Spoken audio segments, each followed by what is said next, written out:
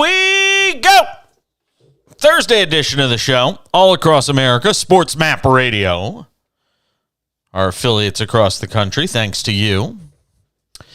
Worldwide on the SportsMap Radio app. It's so easy to download. Why haven't you done it?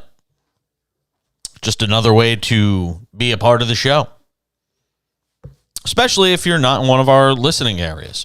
You can watch us as well, twitch.tv/JasonPage77. Good to have you along for the ride tonight as we get things started. We'll obviously get big into the Thursday night football game, as we always do on this night. Scott Seidenberg will join us in about 33 minutes, does a great job for pregame.com. That's RJ Bell's outfit, which does all things sports betting. So we'll get into week 15 with him and talk a bit about some of the games he likes, some of the games he doesn't like. We all thought this was going to be one of those great Thursday night NFL games. Prime Video probably thought this was going to be one of those great Thursday night NFL games. Everybody was all excited. Division rivals. The 49ers and the Seahawks. Geno Smith revitalizing the franchise. Brock Purdy, the story of Mr. Irrelevant. Who knew by the time we would come on the air that this thing would be a rout? It's 21-3. Seattle is in 49er territory, but they got a 4th down and 18 at the 49er 33, which means they're probably going to be looking at a field goal attempt here to try and put some points on the board, make it a 2-score game. But San Francisco's defense, it just swarms.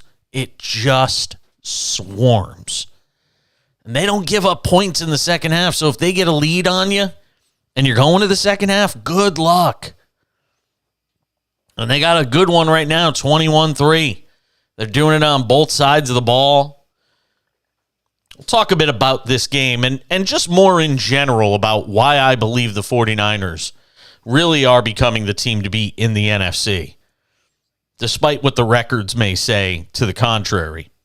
We're back to talk about it some more. I'm Jason Page. It's the Cash In on SportsMap Radio.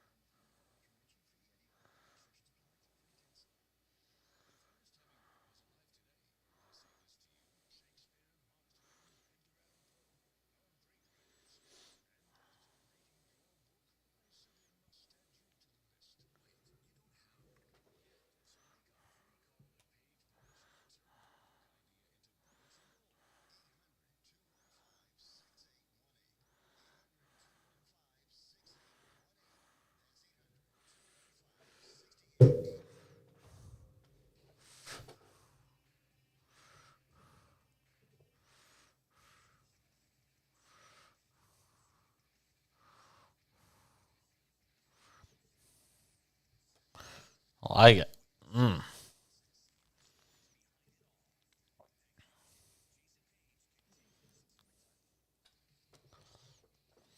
Scott Seidenberg from pregame.com joins us coming up 28 minutes from now. Get some thoughts with him on the big sports betting items for Week 15 in the NFL. I tell you, just Prime Video cannot catch a break. I mean, a lot of these games have had great finishes, and that's all good, but there's been some rough matchups for them, and results-wise, and games not being close. And I really spent a long time watching the product tonight. And I have to say, I know some people have had issues with the streaming and the video quality issues or buffering or whatever. I got to say, the products look pretty good to me. The on-air product, the quality of it looks pretty good. But I can understand how some people would certainly be having their own issues depending on where you are and where you're watching and all of that stuff. But, man, just some bad games. Just some really bad games. All right, we got a lot to talk about tonight. 1-800-224-2004, 800-224-2004. You can hit me up on Twitter at The Back Page. We talk all about betting on this show. It isn't our sole thing that we discuss in terms of doing a sports talk show, and we talk about it more from the macro view in general. But one of the things we really like to do is the live betting. And tonight, where we are as we come on the air, the Niners lead the Seahawks 21-6. 2nd and 9 for San Francisco on their own 40 with 6:37 to go in the game. 6:37 to go in the third quarter, rather. And right now, it's San Francisco minus 15.5. And if you're looking for value and you're just flat out crazy and have money to burn, Seattle is plus 1,400 right now on the money line. Plus, and now just dropped to plus 1,200. So that's what you're looking at right now. And again, whereas I think there's real value to be found in NBA live betting, especially when teams get down, that sort of thing just doesn't exist the same way in the NFL. You know, if you're talking about a Kansas City or something like that, and they get down 14-3 and you can bang the money line and try to make some money, that I get. But in the NFL, in a situation like this, while I am all about trying to find value in live betting, and it looks great on paper to say, hey, the Seahawks are plus 1,200, it's still, I wouldn't touch it as far as I'm concerned right now. But Seahawks on the verge of being able to get the 49ers to punt the football away and get the football back, and it is a Thursday night game. You never know what's going to happen. We've seen it so many times throughout this season. Teams rallying, teams making comebacks. 3rd and 15 for San Francisco. Did they just convert on that 3rd and 15? They certainly did. Wow. Brock Purdy making a nice little pass over the middle and some yards after the catch, some yak. So we'll keep an eye on the game and let you know what's going on.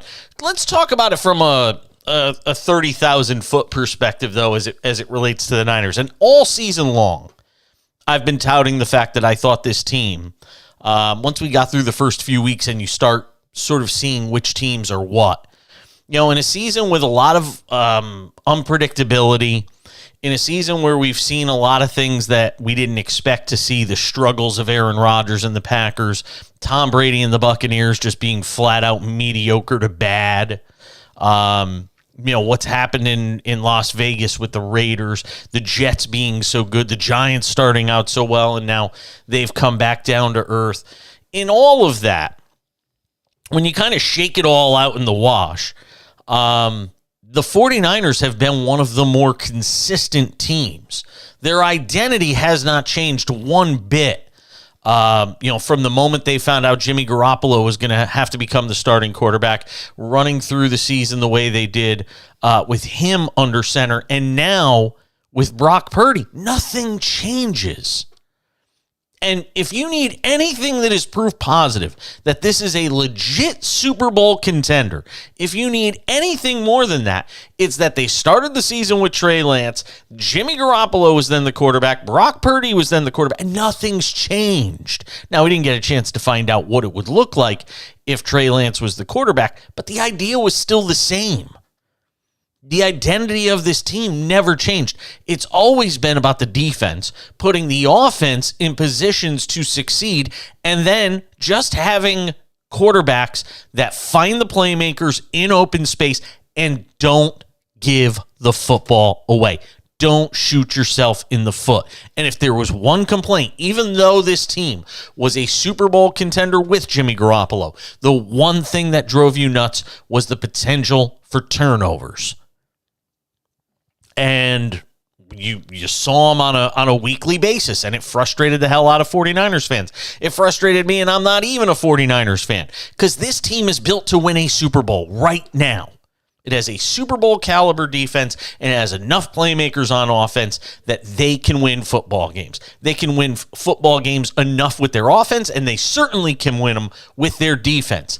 And there's one thing to note, and one of my friends on Facebook tonight was going off of, he's a 49er fan. It was the whole, oh my God, we found, the next great thing with Brock Purdy and blah, blah. And I said, pump the brakes, calm down, because teams get smart. Scouts get smart. Go ask Tua Tagovailoa, who, up till a couple of weeks ago, people were talking about as an MVP candidate, and who was having the season of his life, and everybody thought, oh my God, the Dolphins finally got their quarterback, and everything's great.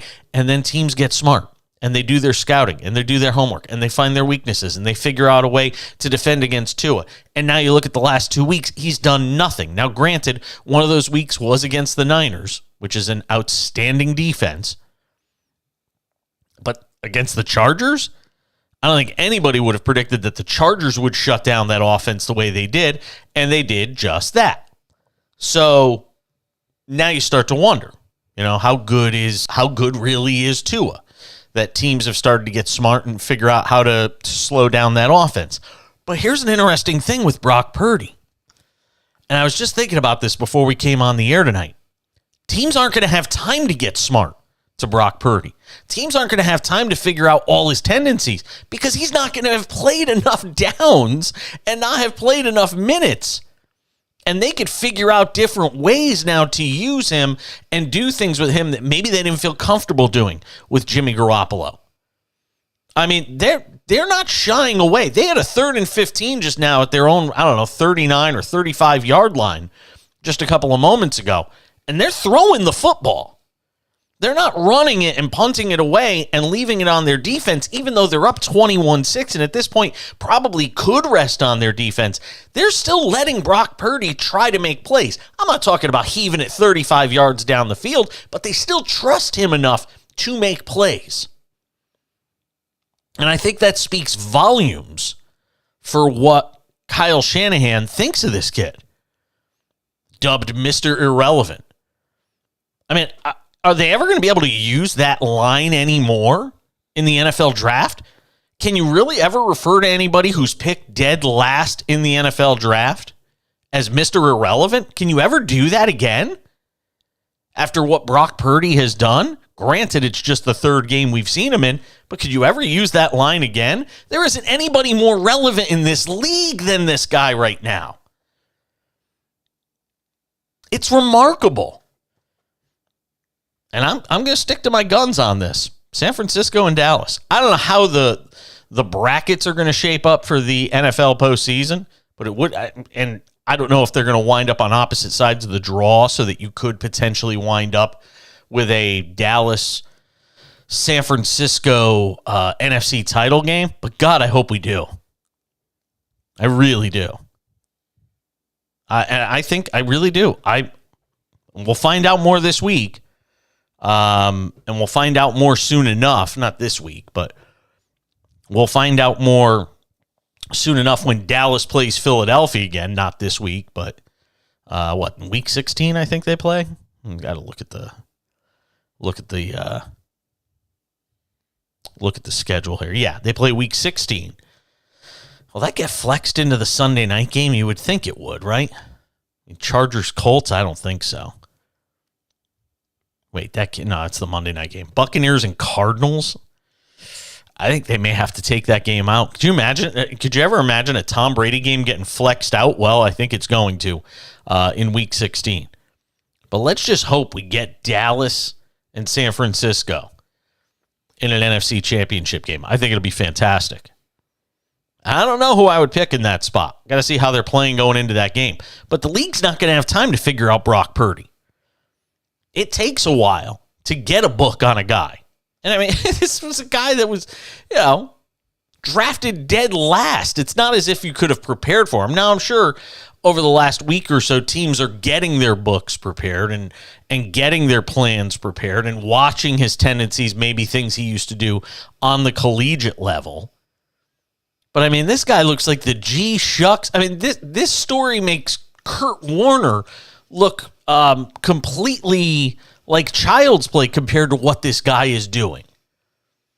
I mean, Kurt Warner was drafted into the league, I think, at a relatively higher spot, and then he kind of flunked out of the league, made his way through the World League, came back, and had the great Hall of Fame career he did. Brock Purdy doing this from the very last spot in the draft. Again, I've said it before. If they just made a movie, I know they just made one about Kurt Warner that came out recently. You imagine the one they're going to make about Brock Purdy? They're probably already writing it. Heck, he's writing the script with the way he's playing right now. All right, we'll get more into the live betting. Seahawks do have the football back deep in their own end of the field. We'll let you know what's going on with the Seahawks and 49ers. 1-800-224-2004, 800-224-2004. You want to tweet at the show, go ahead and do it. At the back page. Again, hit me up on Twitter, at the back page. Stick around. Much more to do as we continue on the Cash In. It's SportsMap Radio.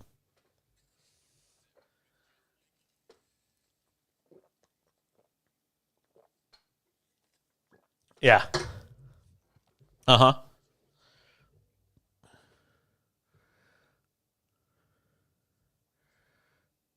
Really? Ryan Succop was the last kicked in the draft? Wow. Didn't know that.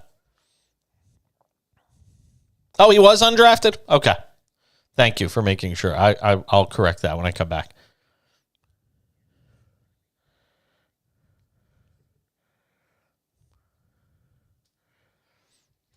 Your messages here.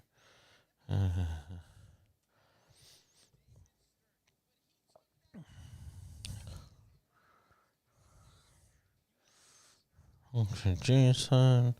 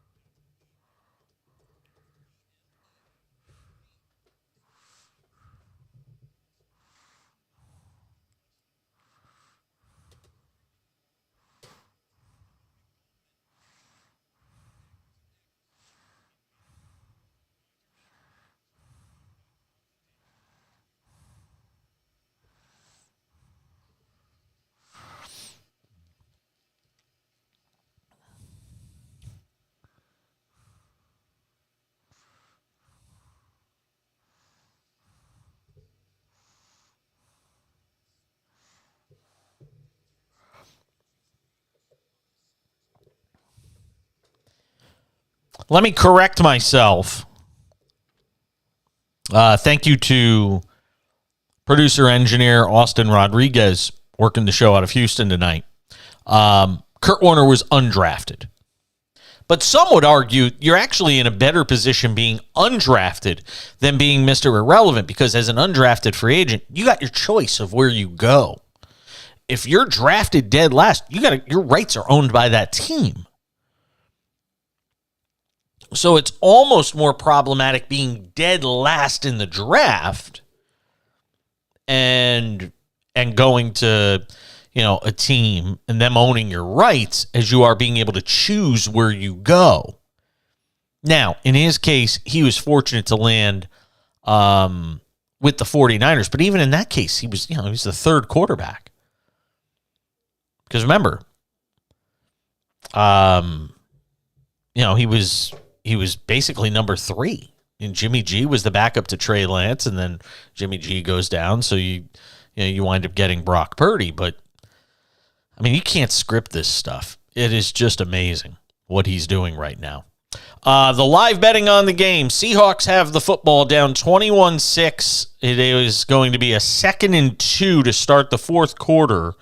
And I'll tell you, now I actually don't mind saying there's a little bit of value in the Seahawks at plus 1,300 because they have the football. They just drove it down the field and were able to get a field goal.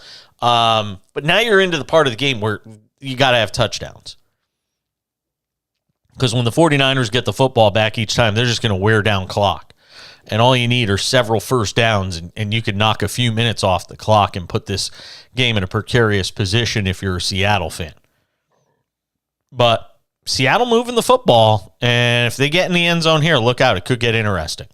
And, I want to see what Brock Purdy does with some pressure on it. Seattle moving the football again now.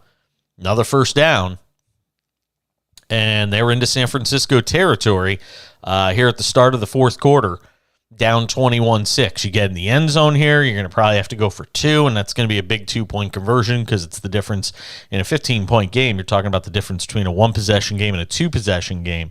If you get the 2-point conversion, they'll probably go for that now and see if they can get it, and then see what their defense does. And again, Brock Purdy's going to have to make plays with his arms to try and chew up some of this clock and keep the game going. Again, all of that is assuming that Seattle can do what almost no team has done in a while in the second half, and that is put points on the board via the end zone.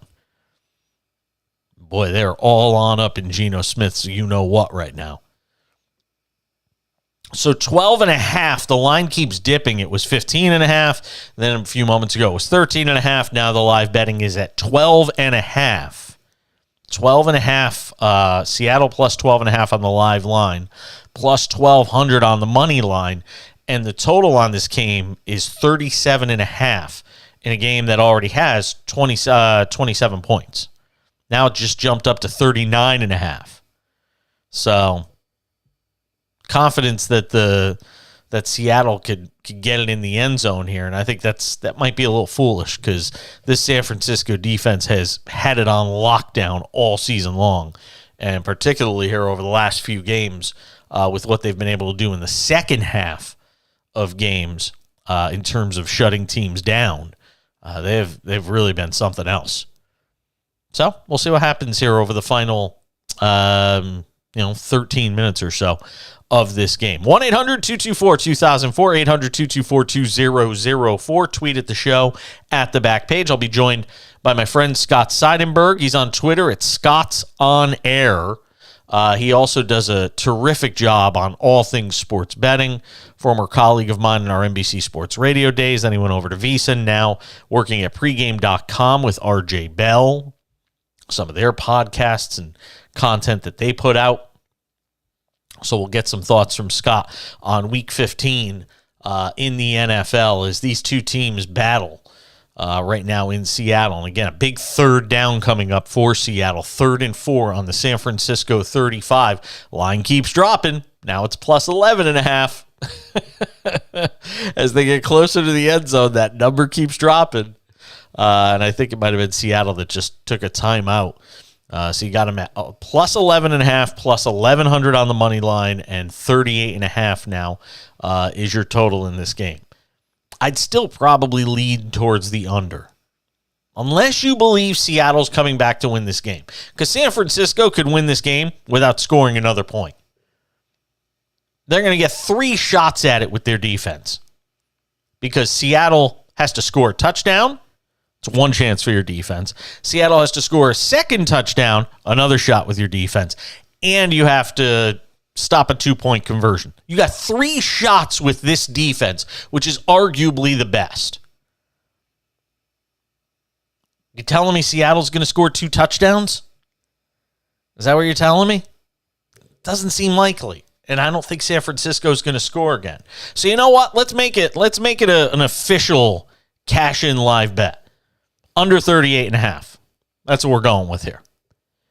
Under 38.5 is the official live bet for the cash-in.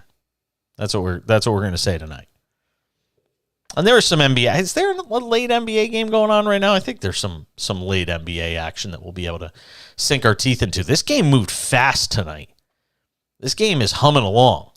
New Orleans leads Utah 83-71. Of note in that game, a bit of redemption for New Orleans tonight, or trying to get a bit of redemption in that game, because they are taking on a Utah team that just beat them and beat them up pretty good a couple of days ago. So an opportunity for Zion Williamson and this New Orleans team to exact some revenge. Miami beat Houston tonight 111-108. Memphis put up 142 points on the Milwaukee Bucks tonight. I tell you, Memphis is a fun team, man. They are a fun team. They put up 142 on Milwaukee. Oy vey, they put up 47 in the third quarter tonight en route to a 142-101 win. Wow, that is something. Ja had 25 points, 10 rebounds, 10 assists. So the triple-double for Ja Morant, despite the fact that he was just 9 of 21 shooting on the night. But 142 points, my goodness. That is just an avalanche of points. Yeah, I was just looking at the box score, and I was actually adding it up when you just said it. Oh, no, not 6 players with... No, it's... For Memphis, not 20. Did you say 20 or more? Oh, yeah, minutes. Yeah, I was going to say. If 6 players had 20 or more, they would have put up a zillion points. But they did have 1, 2, 3, 4, 5, 6, 7, 8 players in double figures. I mean, well, guys on the bench got a lot of time tonight. So, there is one late game tonight, so we'll have something fun to do some live betting on with the NBA as well coming up a little later on. Phoenix in Los Angeles to take on the Clippers. It means I can't watch it because I get blacked out. These NBA blackouts are just the worst. It's on NBA TV, but I won't get to watch it, so I'll be blacked out. So Phoenix in Los Angeles take on the Clippers. Clippers coming off a win last night. I wonder if they're benching, if they're going to have any guys basically sitting out tonight because it's back-to-back games. And we know how teams love to do that. By the way, hottest team in the Eastern Conference right now, the New York Knicks. They've won 5 in a row. Not saying, just saying. All right, Scott Seidenberg joins us coming up here in a couple of minutes. Seattle has to punt it away to San Francisco, so the 49ers will have it on their own 1-yard line. Interesting spot to see what Brock Purdy does there. We told you take the under at 38.5. Feeling even better about that after the 49ers just got the football back. But they are on their own 1-yard line. We'll keep tabs on it. Scott Seidenberg of pregame.com talks all things sports betting with us as we continue with a Thursday edition of The Cash-In. Good to have you with us on SportsMap Radio and the SportsMap Radio app. Let me know when there's a minute left. Thanks.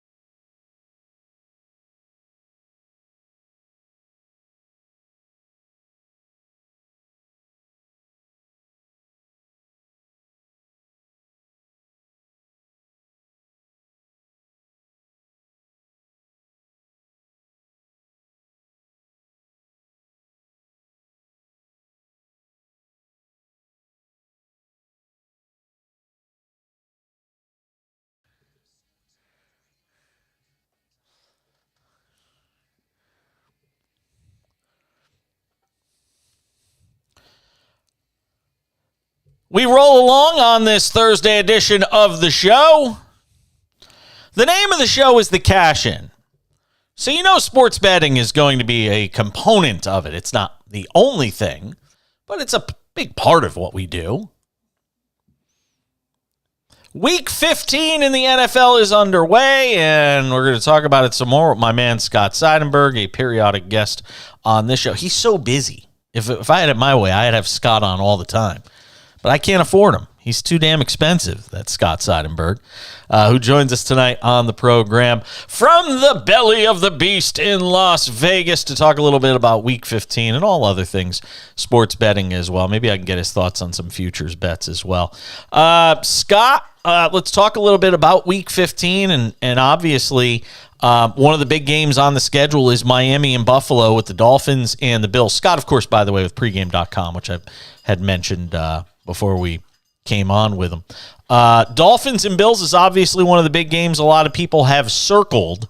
But as a guy that's, into the professional wagering world like you are, while fans the general average fan is looking at big games, you're just looking at the best games to bet. How does Miami and Buffalo strike you? Well, I'll tell you right now, the weather forecast in Orchard Park, New York for Saturday night calls for periods of snow with a low of 27 degrees, winds west to southwest at 10 to 15 miles per hour, 80% chance of snow, and 1 to 3 inches of accumulation expected. Bet the under in this game, Jason. Yeah, I was saying that last night. 44.5 for a game that's expected to have weather issues feels like it's kind of high. Why is that number still so high? It's just because of just who these teams are, and it's really what we've seen in games with precipitation, whether it's snow or rain. It doesn't have that much effect on the scoring. Actually, it's the wind that has the effect on the scoring. So if this was a 20 mile per hour, 25 mile per hour wind game, you'd see a low total. But if it's just snow, players deal with snow, players deal with rain. It's not going to have that much of an effect on the scoring. What I think is going to be the biggest question mark to me is how does Tua handle this? Because through his entire NFL career, Jason, and his entire career in college, 31 NFL games and 32 college games, he has never played in a game with the temperature below 36 degrees. Really? I'm trying to think. Wasn't there an NFL player for years that you know who used to have that sort of rap when he played was Drew Brees playing outside the dome.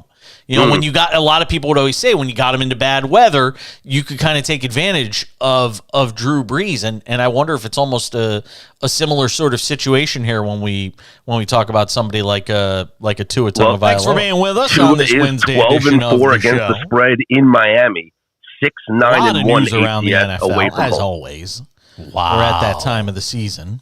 Wow, that's something. It's also a bad situation for Miami. For a while. Their third straight road game where, they played Matt 2 games out west, and they actually stayed out west in between those 2 games. Then they fly home to Miami and then fly up to Buffalo on a short week for Saturday. It's just a bad situation all around. When you look at is there any particular prop bets in there then that you kind of look at that might give you some interest? Unders on Tua. Yeah, maybe unders on Tua, passing completions, passing attempts. I would look at Josh Allen rushing. Remember, this is a revenge game for Buffalo after losing that game to Miami in Week 3. So it's an important game in the AFC East standings because Buffalo can kind of wrap this thing up with a win here. So I would look for Josh Allen to kind of take the game into his own hands. Tua 236.5. I mean, to me, that feels like an under bet.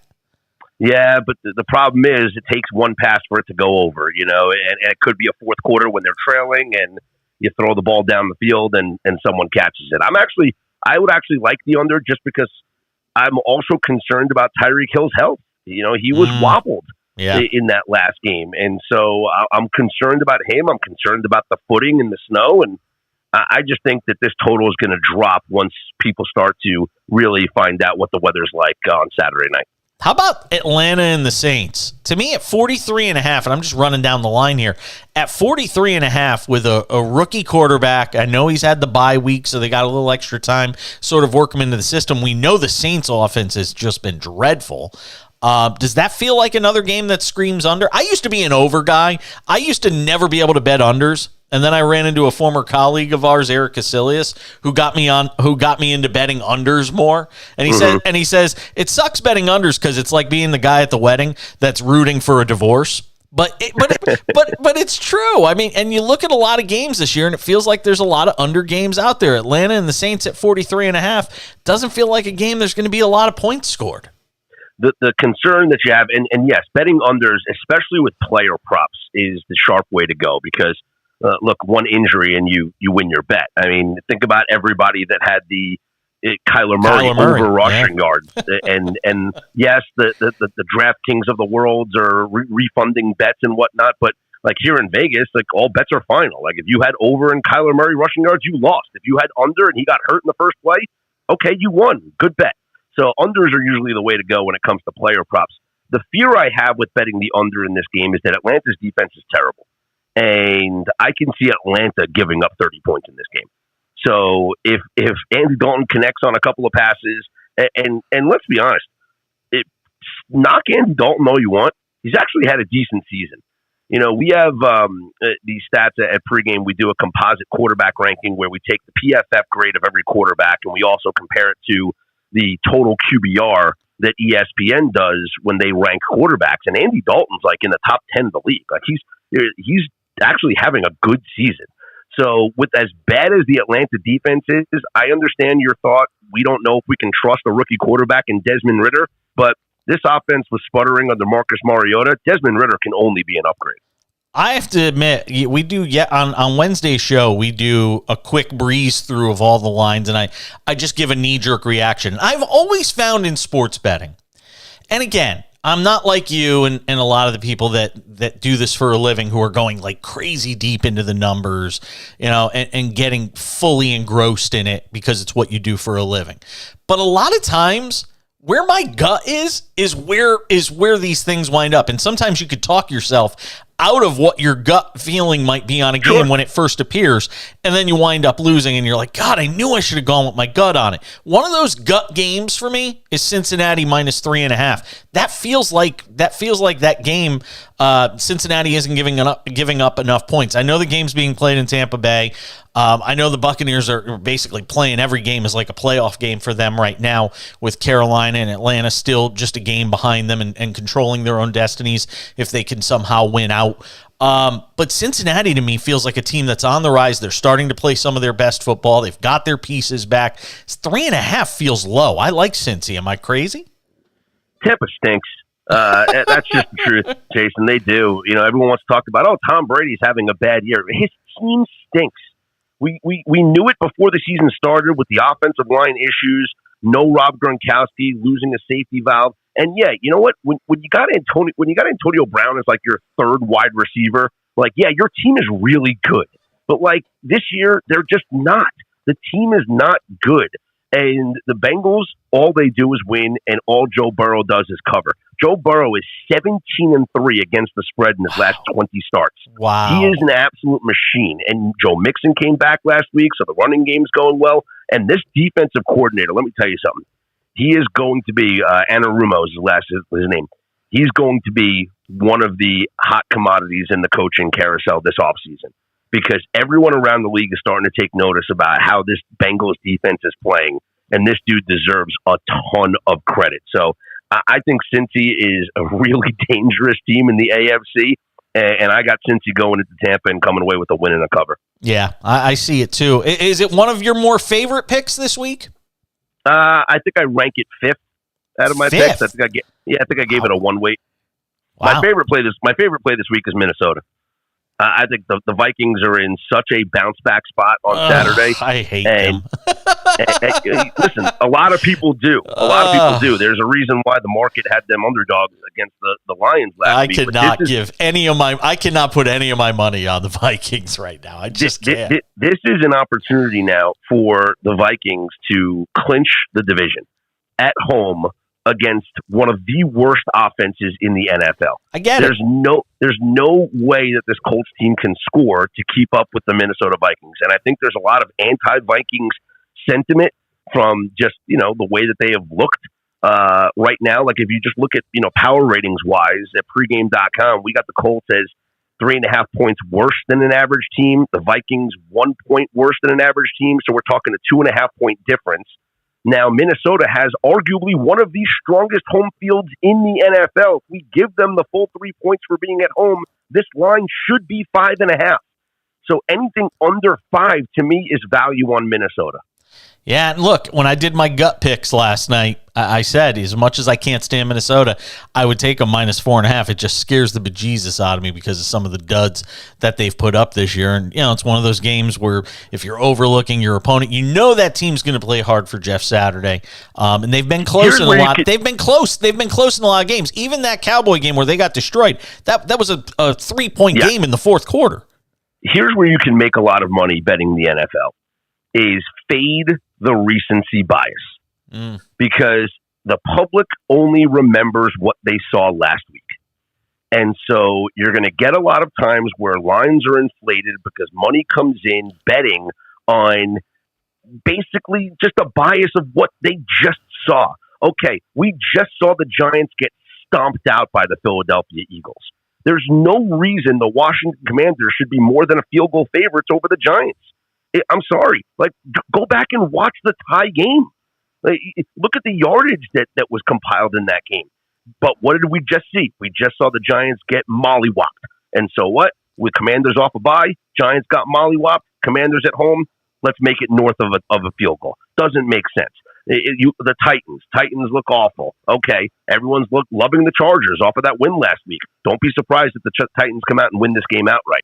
It's just every week, Jason, you can fade the recency bias and you'll be profitable. Yeah, you have to be able to push the reset button. I think as a real sports gambler and as a real handicapper, I think you have to be able to push the reset button and understand. Like everybody says, well, it reminds me of craps when everybody says, well, it's not a hot table.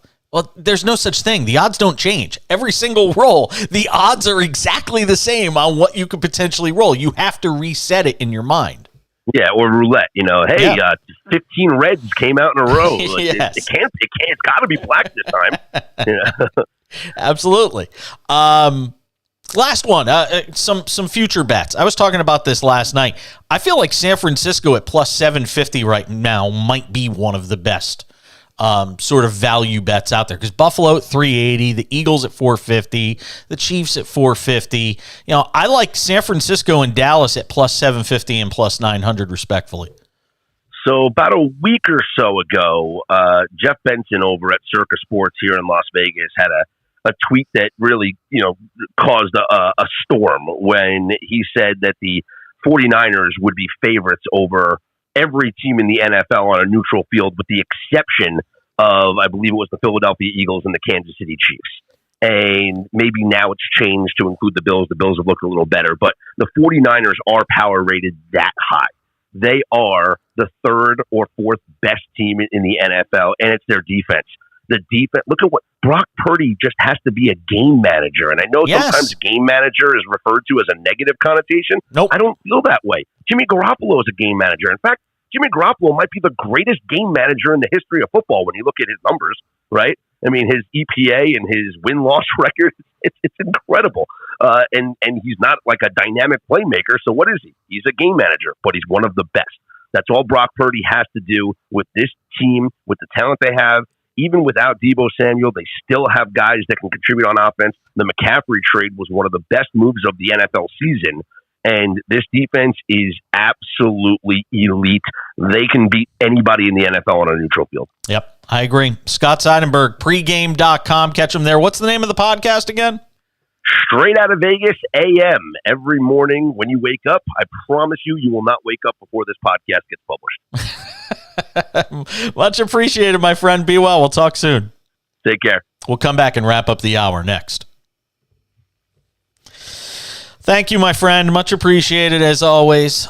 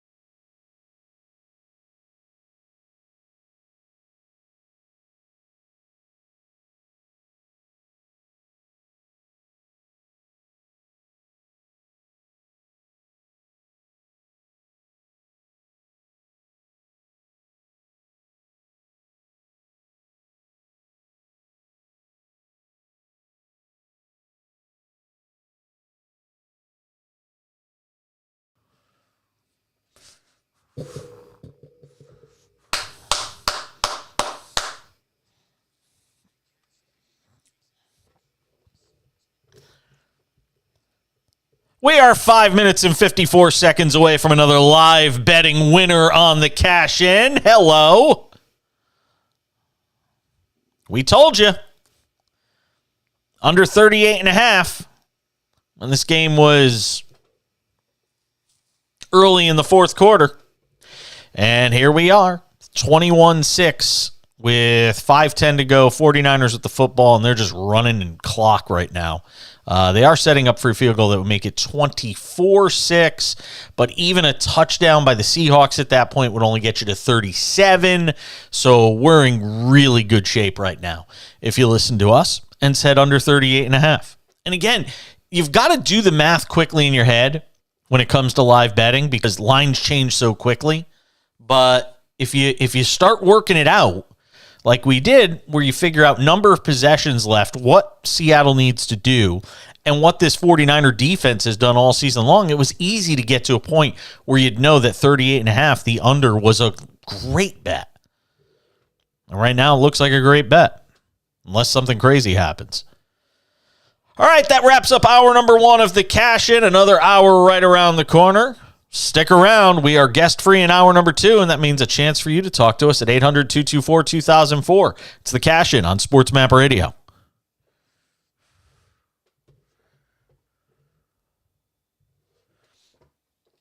I'll be back.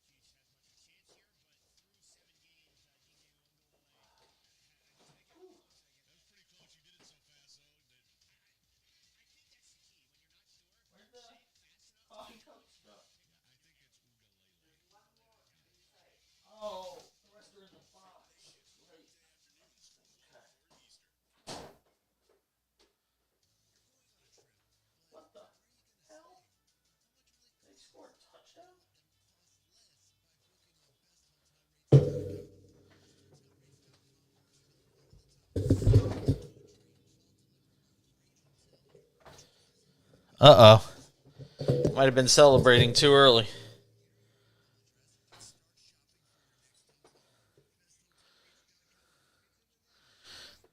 Oh, boy.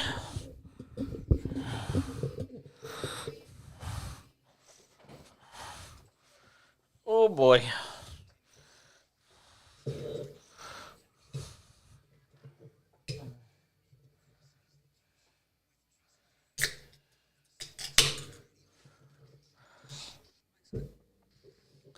Uh-oh. Maybe we were celebrating too early, Austin. Oh, boy. Seattle's found the end zone. 49ers missed a field goal. And then Seattle finds the end zone, makes the extra point. It's 21-13 San Francisco. You're still going to need Seattle to get the football back and score a touchdown. So, just saying. I mean, you're still going to need a lot of help if you're worried about the 38.5 that we told you to take. But right now it's at 34 with 3:35 left. Seattle have all their timeouts. Let's see here. Seattle's got 2 timeouts left. So San Francisco's offense is going to need a couple of first downs to ice this football game. 3:35 to go, fourth quarter on Prime Video, the Thursday night NFL game. It's 21-13 49ers on top of the Seattle Seahawks. And I don't know how many touchdowns the Niners have given up in total this year in the second half. That's the first one Seattle's been able to score against them, though. Geno Smith tonight, 31 of 44 for 238 yards and a touchdown. He's also run it once for 18 yards. Brock Purdy tonight, 17 of 26, 217 yards, 2 touchdowns for a guy that was Mr. Irrelevant. It's just remarkable. It really is remarkable. What he continues to do. And this is another one of those drives that's going to sort of test his mettle and whether or not he is built for this sort of situation. And I don't necessarily know if it's fair to judge him so harshly based on what he does in this situation, because it's really the first time he's faced it. I mean, this right now is his, it's baptism by fire, basically. They run it with McCaffrey on first down, and I would imagine you're going to get a lot of McCaffrey here, and then you'll see if Purdy can make a throw or something like that. I don't know if you want to just necessarily give up the football here and try to rely on your defense. Geno Smith just a couple of weeks ago drove Seattle down the field in a situation similar to this to win the game for the Seahawks. So they've got confidence that they can do it. They're also going to need a 2-point conversion. We're back with more of the Cash In on SportsMap Radio. Yeesh.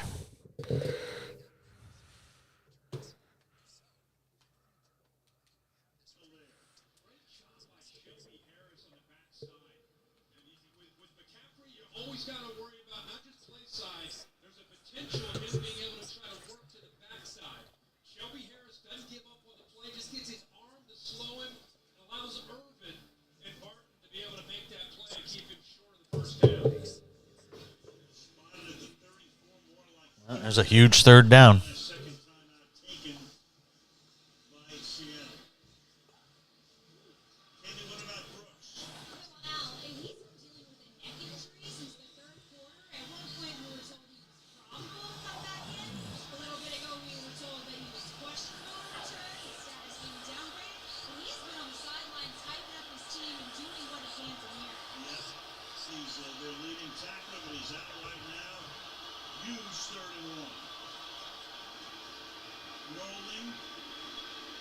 Oh, he got it himself. And he stayed in bounds.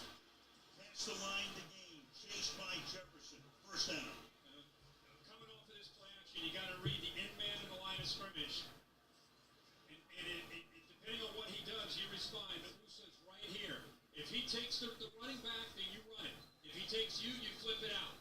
Now if he takes the receiver or McCaffrey, it becomes race, and he gets the first down and stays in bounds. A great heads-up play there by the rookie. I think Carroll's going to challenge the spot. That's where he starts the spot. That's true. Early on the field, so the quarterback made the line of game. Seattle has challenged that early. So he has that challenge. The other problem he's got here, that's his last time out, he loses his challenge. Terry, what are you seeing? Al, when he goes down on his own like this, the ball is placed at his foremost point when a body part other than his hand or foot touches. So you're looking for when that knee goes down. Where's the ball when the knee goes down? Right?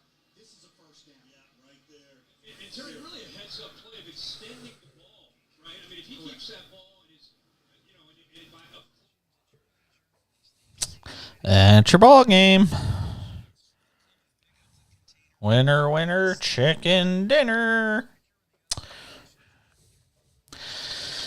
Another live betting winner.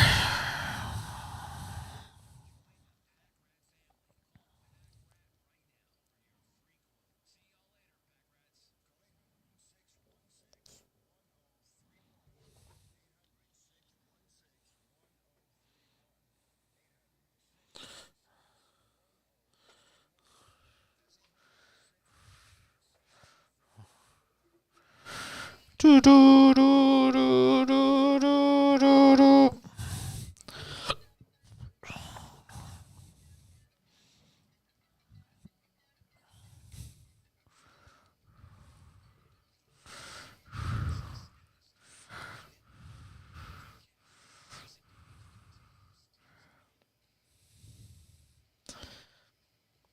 Good with you. Good to be with you. Good with you. I don't know what I'm talking about. Good to be with you on this Thursday edition of the show. We are wide open in this hour. No guests scheduled.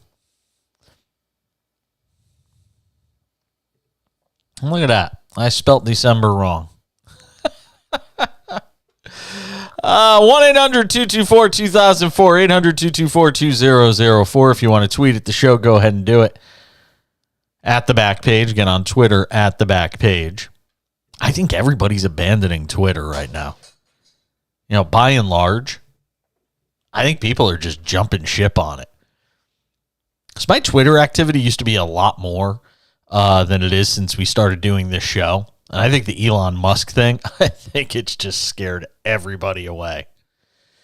By the way, Tyler Hero, youngest player in NBA history with 40 points, 5 rebounds, 10 three-pointers in a game tonight. As Miami gets a win over the Rockets, 111-108. Houston been playing a little bit better as of late, too. But Miami gets the win tonight, 111-108. I better start digging out my Tyler Hero rookie cards because I got a whole stack of them. I have to start going through those. Might have some money sitting in a box or two over here. I did one of those things last night where I go through, I had to go find all my Jalen Hurts cards because I didn't have him sorted out of my football collection.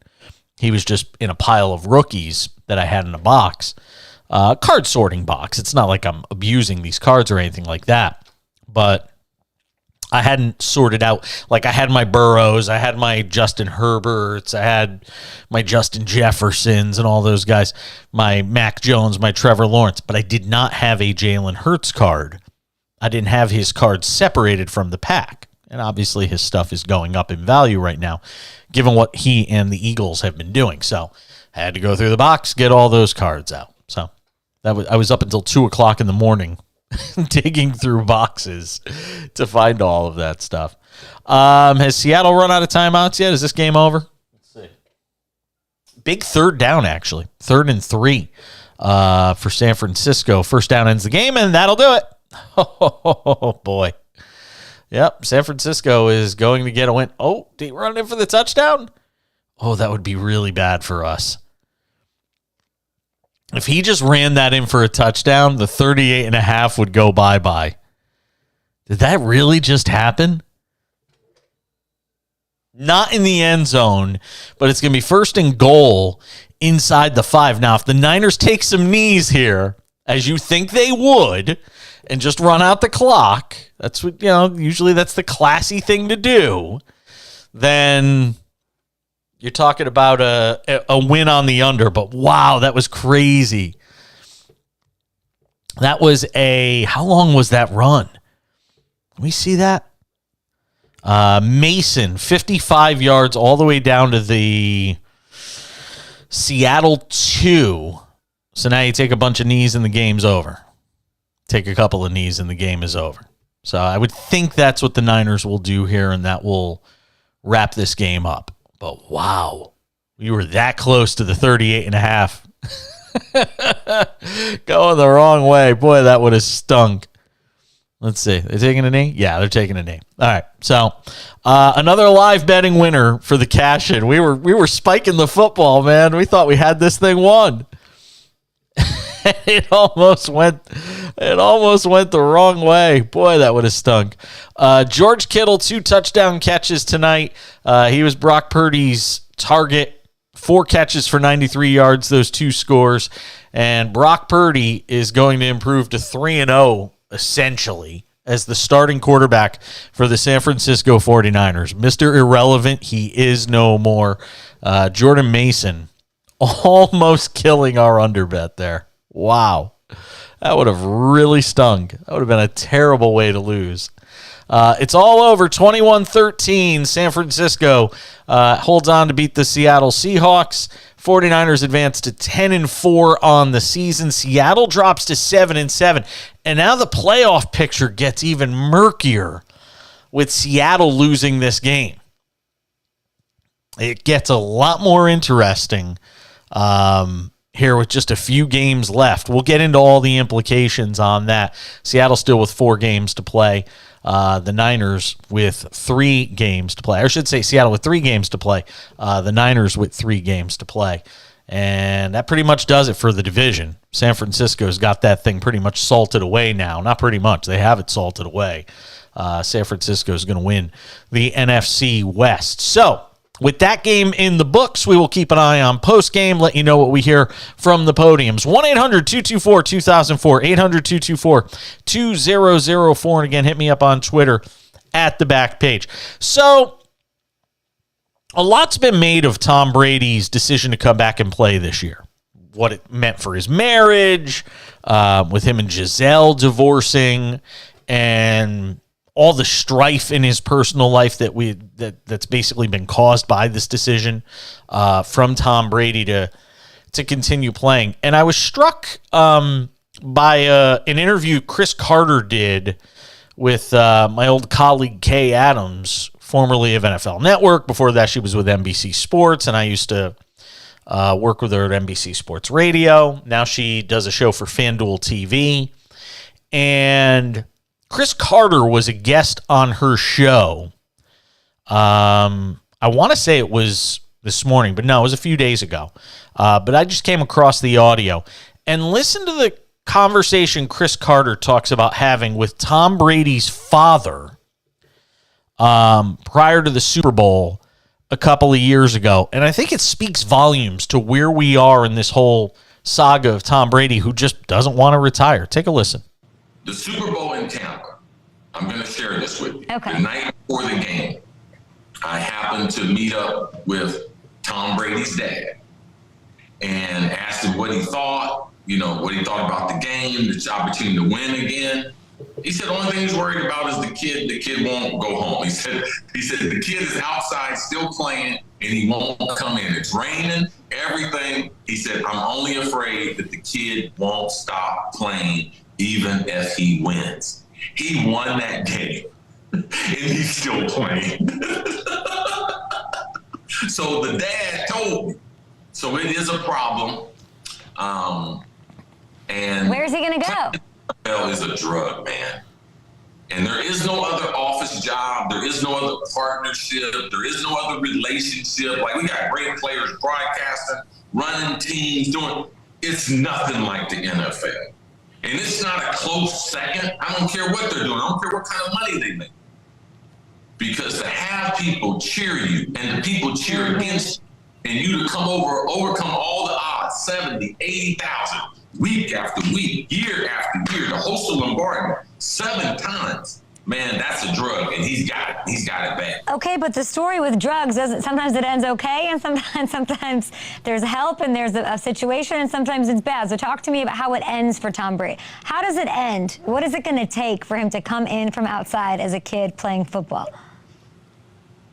Everyone remembers Michael Strahan walking off. Everybody remembers Ray Lewis walking off. But the truth of the matter is they couldn't play no more. Their bodies were wrecked and everything, and if they could keep going.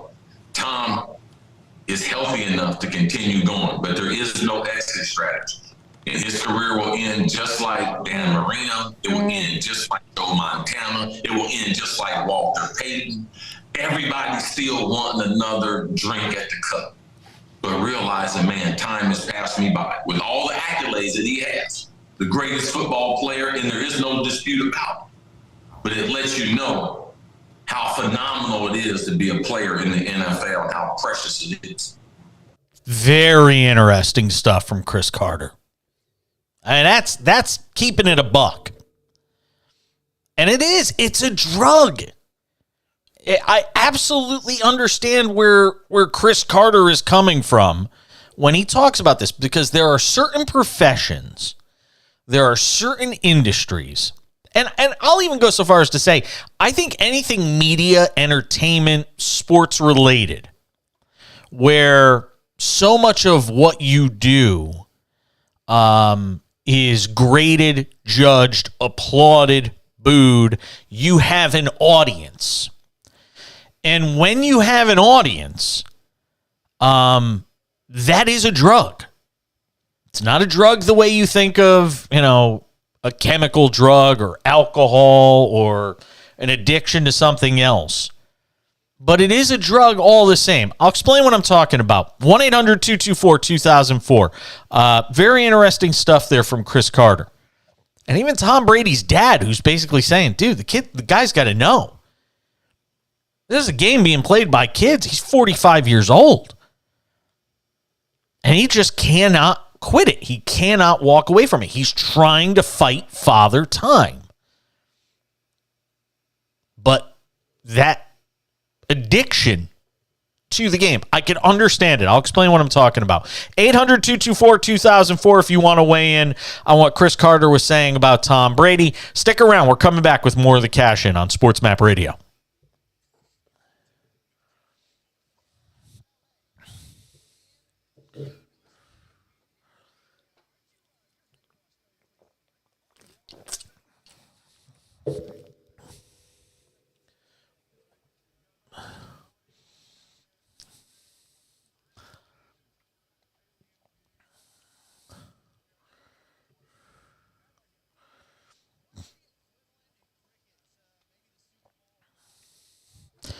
Yeah, everybody's sitting tonight for the Clippers.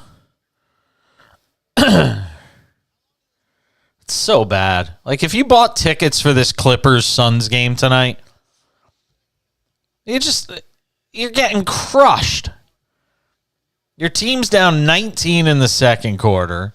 You have no Kawhi Leonard, no Paul George, and no chance of winning. It's awful.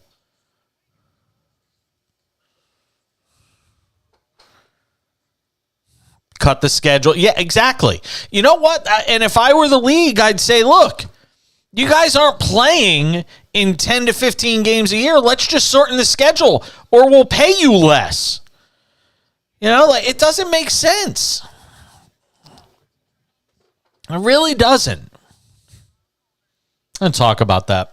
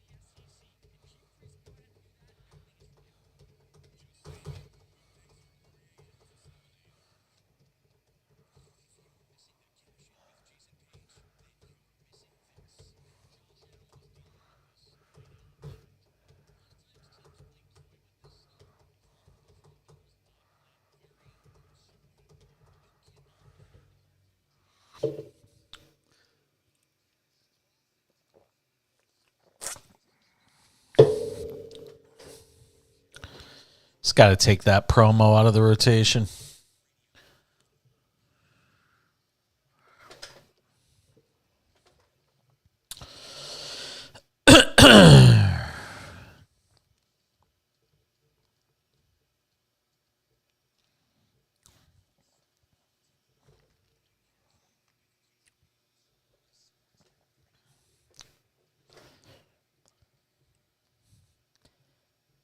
I got some thoughts on the NBA I got to get to coming up in about 15 minutes. Just something that I noticed based on one of the games tonight. But I want to get back to this thought about what Chris Carter was saying about Tom Brady, if you were listening in the last segment, where he was essentially talking about the fact that Tom Brady, that basically football is like a drug for Tom Brady. And he can't really quit it. That Brady's father, Chris Carter shared a story about talking to Brady's father before the Super Bowl a couple of years ago. And basically him saying that, and this was before the game, saying he just can't quit it. And then he won a Super Bowl, and he still couldn't quit it. And he played last year, and, they lost relatively early in the postseason. And then he was going to retire, and he still couldn't quit it. And he came back again this year, and Chris Carter equated it to a drug. And I was sharing this story. I was talking with my partner on the couch today about it, and he said, well, he's Tom Brady, and he's not a huge sports fan, but he knows enough to know kind of what's going on because he's, partnered to somebody who talks about sports for a living. And he says, well, can't he go and, he could do broadcasting, he's business opportunities and all that. And what I said to him is, I said, and I'll bring it back to my own personal situation for a moment. I planned, when I got out of broadcasting 5 or 6 years ago, when I got let go by NBC Sports, I was planning to just work on passion projects, things still related to the media and sports, but not necessarily working full-time as a talk show host. I was basically stepping away from that.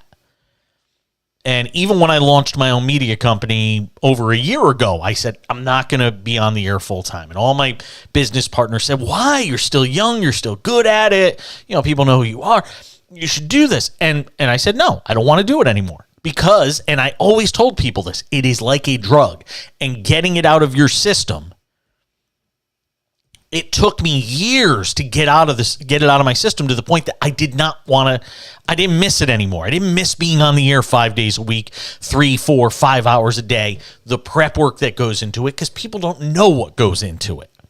If you're doing it correctly, people don't know what goes into it, how much work it takes. People think, oh, you get to watch sports. That's so great. You know what? On a Friday night when I want to go to the movies and I can't because I have to watch a game, yeah, you know what? It's not as enjoyable. I still love it. I wouldn't trade it. I'm not complaining. I'm not digging ditches. I'm not doing something I don't enjoy. But it's different when you have to do it. And being able to watch sports casually as a fan when you want to, and picking and choose what you watch. I have to watch things I don't even necessarily want to watch because it's my job, because that's what I'm doing. I'm hosting a talk show 5 days a week, and to give it my all, that's what I have to do.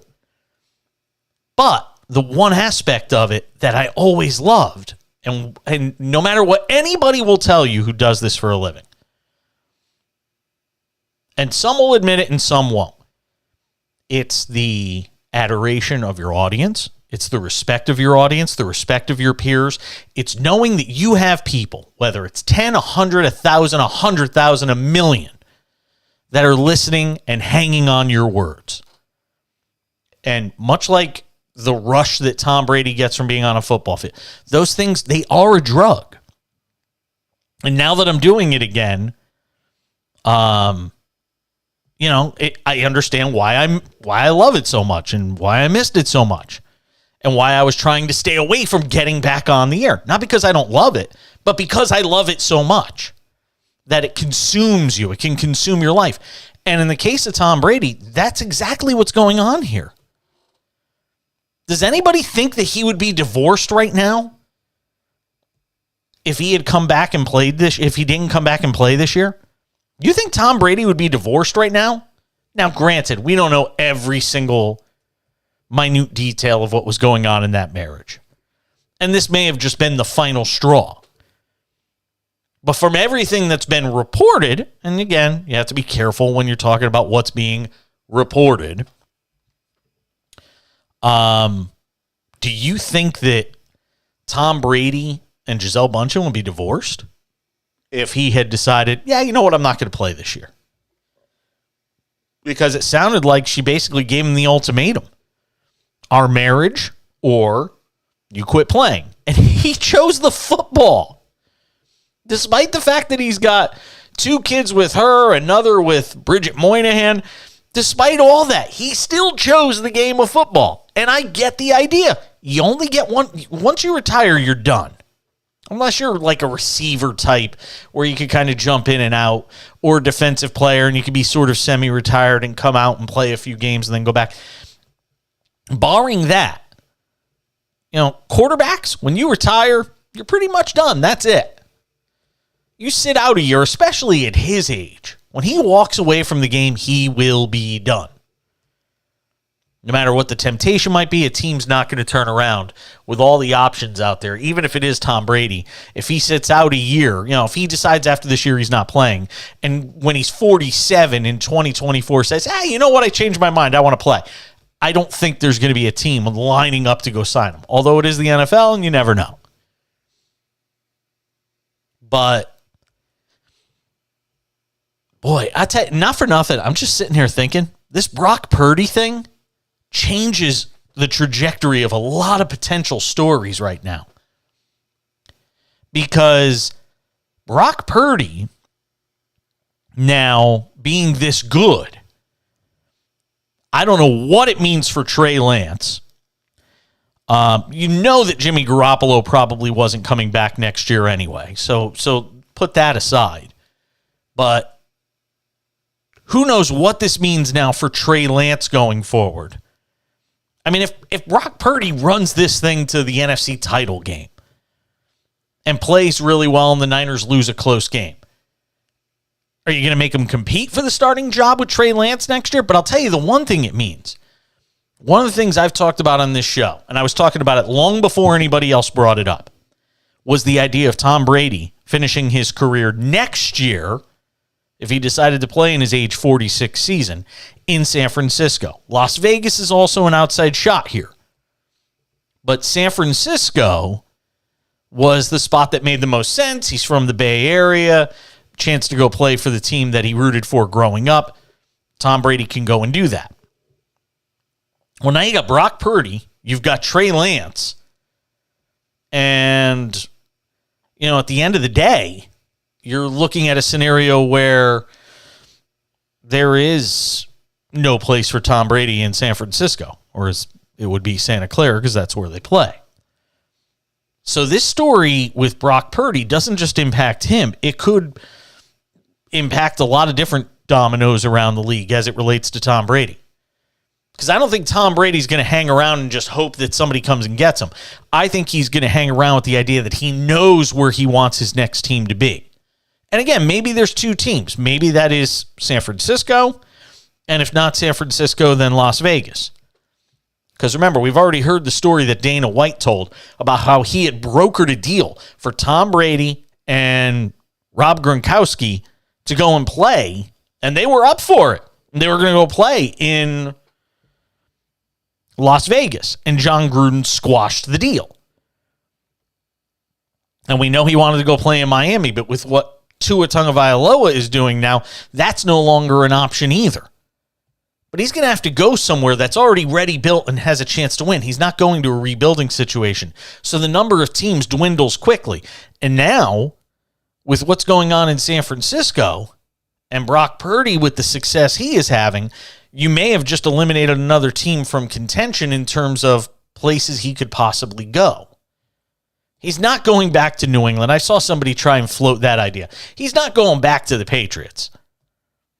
He's not going back to the Patriots with the talent assembled around Mac Jones. That ship has sailed. He's not going back there. So the list gets pretty small pretty fast, which might lead to him retiring at the end of the year if he doesn't have somewhere to go. I don't think he's going to announce right away that he's retiring. I think he's going to let it play out.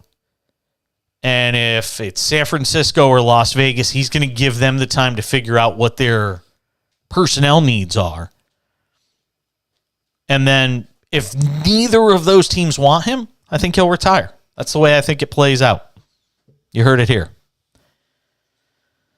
All right, I got a thought I got to get in on the NBA. There's a blowout underway of epic proportions tonight in the NBA. And the league has got to do something about this.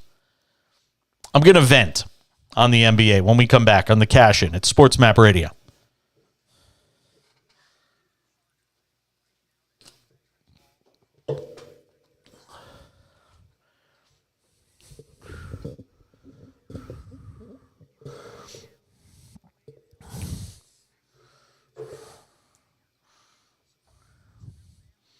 So I want to take the Brady stuff from the last segment and the segment we just did and put that in the podcast. Okay. And the Scott Seidenberg interview. Let's see what I do here.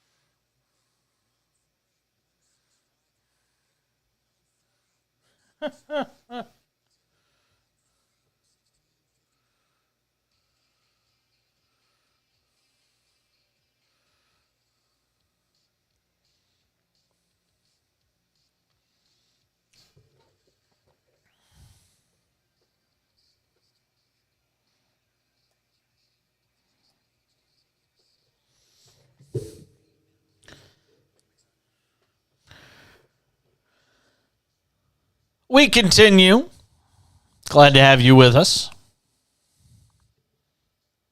This Thursday edition of the Cash In on SportsMap Radio. Hey, if you haven't done so yet, I don't know what you're waiting for. What do I got to do to get you on board? Like the Joker said in Batman. Who wouldn't want to go to the NFL's biggest game? I mean, we're talking about the two best teams in the NFL. $50,000 in cash, airfare, hotel, Glendale, Arizona this February. You know what I'm talking about. Here's what you got to do. Here's what I want you to do. Here's what I need you to do. Go to playfortickets.com right now and check out the Super Pick 7 contest. It's going on every week of the NFL season, including the playoffs. You have a chance to win, and it couldn't be easier. All you got to do is pick the correct side and totals on Sunday for 7 games. It's that simple. It's free to sign up. It's free to join. It's free to make your picks. And if you can pick the correct side and totals on Sunday for 7 games, you're going to get 2 tickets to the big game in Glendale, Arizona this February. $50,000 cash in your pocket. Airfare, hotel. I mean, what could be better than that? Here's what you do. Go to playfortickets.com, click on the Super Pick 7 contest, and that's it. Make your picks. You know a lot about football. If you're listening to this show, you should know a lot about football. I think we do a pretty good job prepping you every week. And go and make your picks. There's only a few weeks left in the regular season. It's the Super Pick 7 contest at playfortickets.com. And again, pick the correct side and totals on Sunday for 7 games. 2 tickets to the big game in February. $50,000 of cash in your pocket. Airfare and hotel. Go and do it right now. Playfortickets.com. 21 and over to play. Terms and conditions apply. Good to have you with us on this Thursday edition of the Cash In SportsMap Radio and the SportsMap Radio app. The telephone number is always 1-800-224-2004, 800-224-2004. And again, hit me up on Twitter as well. Looking for you there at the back page. Again, on Twitter at the back page. So I got to tell you, this just drives me absolutely bonkers. And I'm not one to normally complain about things like this, but I think there has to be a solution that the league can come up with for this problem. So Phoenix is in Los Angeles tonight playing the Clippers. It is the late game in our NBA schedule tonight. We are at the half with Phoenix leading the Clippers 64-37. You heard me right. Suns are up 27 on the road against the Clippers tonight. Here's the problem. No Paul George for the Clippers. No Kawhi Leonard for the Clippers. No George, no Leonard, no chance against Phoenix, even though Phoenix isn't even playing that well right now. Now imagine you're a fan, and I have to do this. Imagine you're a fan who paid and took out your hard-earned money to go and watch this game tonight. You said, you know what? We're going to take the kids. And you planned this weeks ago. Because very few people are buying tickets the day of a game. If you are, you're, some person that's, probably a single or just maybe you and one other person. You have the disposable income and you just decide, we're going to run out there and go see a game. Right? But understand that for a family of 4 to go to a Los Angeles Clippers game, you're talking big bucks. I mean, you're talking, put it this way. For a Lakers game who was in the same arena, it's $519 for a family of 4. So for the Clippers, even if you want to say it's the Clippers discount, you're still talking probably $350, $400. It's not cheap. When you're talking about tickets, parking, a couple of beers, sodas, and 4 hot dogs. What it's going to cost you to go to a game. So you go and spend all that money and you show up at the arena tonight and find out no Paul George, no Kawhi Leonard, and you're down 27 at the half. So here's what I ask, and here's what I suppose the NBA could do and should do. If you're going to have a situation where on back-to-back nights, remember the Clippers played last night and won, beat Minnesota. But if because it's back-to-back games that's causing this problem, eliminate back-to-back games and shorten the season. Oh, but then players are going to make less money. Too damn bad. Because right now they're getting paid to play 70 games anyway. They're getting an 82-game pay to play 70 games, and 12 of the games they're not playing is because it's on back-to-backs. So let's shorten the schedule. Shorten the season, 70 games. Spread it out more. You cut down the back-to-backs. That's what you have to do at this point. Because if I'm a fan and I got screwed tonight, why am I going to come back? Why am I going to make the effort of planning ahead? Let's say you're somebody that was traveling to Los Angeles and you're with your family on vacation. You decide to go to the game.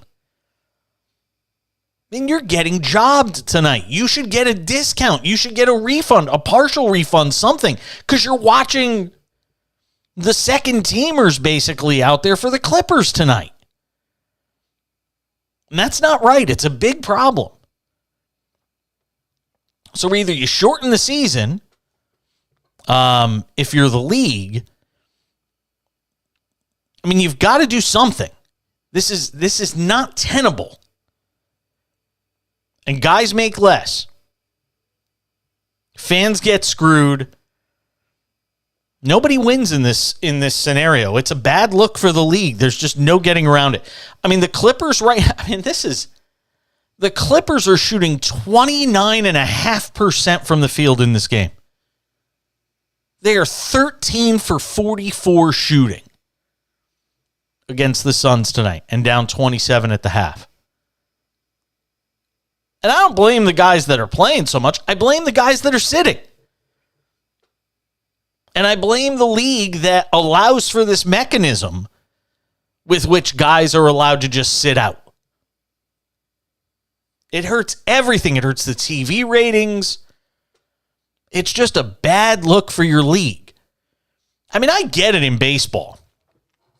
162-game season and playing virtually every day with a day off here and there. You know, that you might just get unlucky and go to a Yankee game and Aaron Judge isn't playing on that day. All right, it sucks. But you still got a lot of other guys in the Yankee lineup that make it worth the amount of money that you're going to pay to go and see that game. Same thing with a lot of other, great teams in baseball who probably charge a lot for ticket prices. But you basically took your two biggest stars tonight if you're the Clippers, and you got them in street clothes against another good Western Conference team, a matchup that people are sure to go and buy tickets for in advance, knowing that these are two teams that could potentially meet in the postseason, knowing that, Chris Paul, who's a former Clipper, is coming back to the arena, Devin Booker, who's a star in his own right. I mean, it's as bad as it can get. There is zero upside to what the league does in this situation and allowing this. Oh, they're up 66-37 early in the third quarter. I can't even do anything with that from a live betting standpoint, can you? It's just bad on so many levels. It's bad. And how many games already has Kawhi Leonard missed this year? First because of injury, and now because they're doing stuff like this. Just a bad look for the league. 1-800-224-2004, 800-224-2004. You want to tweet at the show, go ahead and do it. At the back page, again on Twitter, at the back page if you have a thought on it. 34 seconds to go in overtime in Utah, with New Orleans trailing the Jazz 129-125. And looked like one of those games where New Orleans was going to be able to exact some measure of revenge. They were up in the third quarter. And again, this is why I always tell you there's so much value in NBA live betting, because teams are going to make runs. But the Pelicans trail 129-125. Zion Williamson, 29 points, 8 rebounds, 7 assists. Jordan Clarkson putting up another big night, 39 so far for Jordan Clarkson in this game. And Utah leads the Pelicans 129-125. If you missed it, you're just getting in the car. You might just be getting out of work on your way home. Maybe you were at a party. Maybe you were at a Christmas party, some ugly sweater party, whatever it may be. 21-13, the 49ers basically wrap up the NFC West with a win tonight in Seattle. And Brock Purdy just continues to write the story that will, who knows, maybe talking about forever. It might be one of those forever NFL stories. And I got to tell you, I think he's somewhere between game manager and, standout quarterback. I think he's, through the first 3 games, and who the hell knows what that is. I mean, it's like baseball. You got guys that hit, 400 in spring training and then can't get out of their own way during the regular season. Kyle Higashioka, I think, led baseball in home runs in the spring this year. And he absolutely died in the regular season for the Yankees until really late in the year when he started to put up some respectable numbers. But he was terrible all year. So who knows what you're really getting in 3 games. But as I pointed out earlier in the show, as it relates to Brock Purdy, the league's not going to have a lot of time to figure him out, because he started so late in the year. This is such a bizarre circumstance that brought about this opportunity for him. And the league's not going to have a lot of time to figure out how to game plan for Brock Purdy. He made a great play late in this game tonight that, again, kind of shows his mettle and the fact that, he really understands the position and what his role is and what his job is. On a 3rd and 3, where the Niners need a first down to ice the game, he scrambles out on a bootleg, and he runs for the first down, and he knows exactly where the marker is, and he gives himself up, so he's not going to take a hit, and he's not going to get hurt. He goes down, but he extends the football as he's going down, so where the football is when he gives himself up is where the football is, and as a result, it's a first down and the game's over. Those types of smart plays, those types of plays are the sorts of things you want to see from a quarterback, because decision-making is going to be so important at that position, especially for this team, which has an all-world defense. They don't need Brock Purdy to throw for 375 yards and 4 touchdowns to win. They don't need him to do what the Buffalo Bills need Josh Allen to do. They don't need him to do what the Chiefs need Patrick Mahomes to do. They don't need him to do what the Buccaneers need Tom Brady to do, or what the Dolphins need Tua to do, and so on. They just need him to stay within himself. 1-800-224-2004. We'll come back and wrap up the hour next.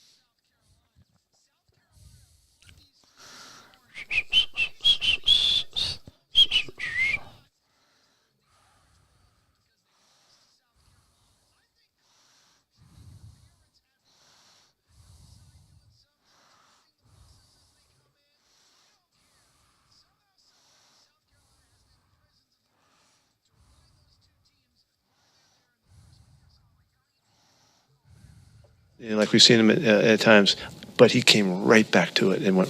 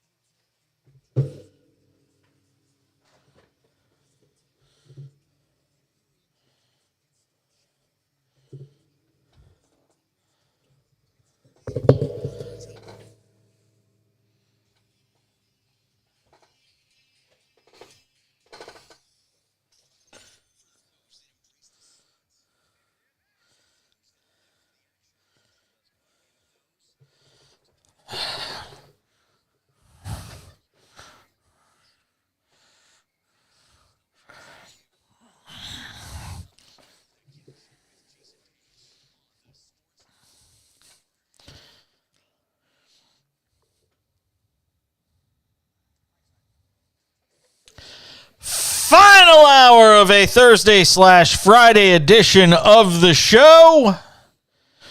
Glad you're along for the ride. SportsMap Radio, the SportsMap Radio app. You can watch us live right now over on Twitch, twitch.tv/Jason Page 77. Our 2-for-1 tonight is Scott Seidenberg. If you missed it in the first hour, our conversation with him, that's coming up 35 minutes from now on the show. Talking all things sports betting involving Week 15 in the NFL. So looking forward to talking to my good buddy, Scott Seidenberg. That coming up a little later on in the hour. The phone number is 1-800-224-2004, 800-224-2004. Tweet at the show as well, at the back page. Again, on Twitter, at the back page. Clippers trying to make a run late in the third quarter. I say it all the time in the NBA. You're going to get runs. I don't think you're going to get runs that erase 30-point deficits.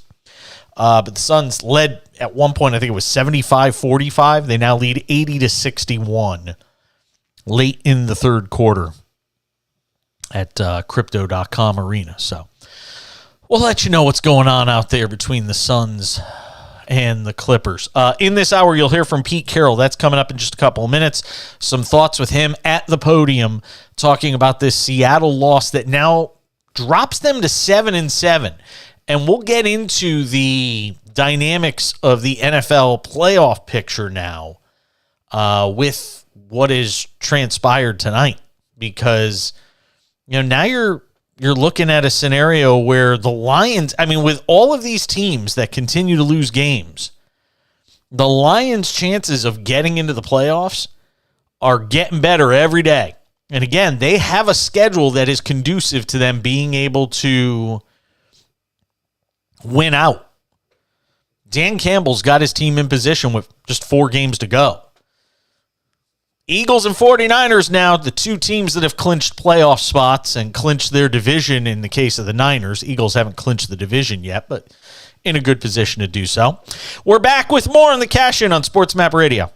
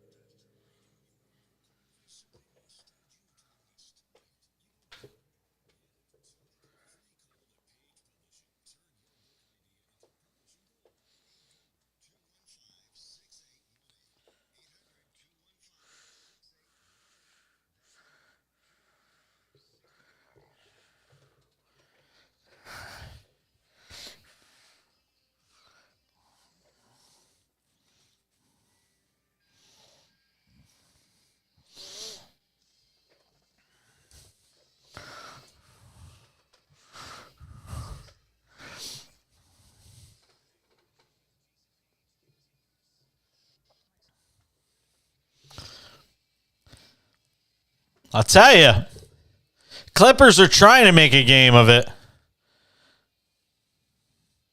I think they were down 16 a couple of minutes ago. Now they're down 86-68. Late third quarter. They were down as many as 30 in this game. 86-70 is the score late in the third, very late in the third quarter. But, I mean, at one point they were plus 25.5 in this game. So I guess if you had taken them then, but I mean, you just never know. With a line that big, it's just so dangerous. Good to have you with us on the Cash In SportsMap Radio and the SportsMap Radio app. I talked about the playoff picture. Lots to get to in this hour before we get to Scott Seidenberg coming up in 27 minutes. So we're going to jam it all in here. As I said, two teams now have clinched playoff spots in the NFC. Eagles clinched a playoff spot. They have not wrapped up the division yet. 49ers clinched a playoff spot and the division title with their win tonight in Seattle. Vikings obviously lead the NFC North, and they're going to probably win that division unless something crazy happens and the Lions win out and the Vikings lose out. That's about the only way that's going to happen. So the Vikings are going to win the NFC North. Let's just mark that down.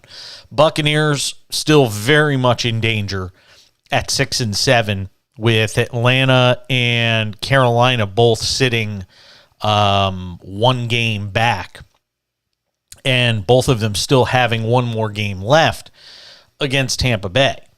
So certainly nothing is decided in the NFC South. Cowboys 10-3. They are one wild card team. Washington and Giants are wild card teams 2 and 3. They will play each other this week, and obviously you get the feeling one of those teams is not likely to make the playoffs. So that opens the door for Seattle, who is one of the bubble teams at 7-7. But they've looked shaky as of late, which obviously, impacts what you're thinking in terms of, their ability to get into the postseason. But just look at Seattle's remaining schedule here real quick before we get to Pete Carroll.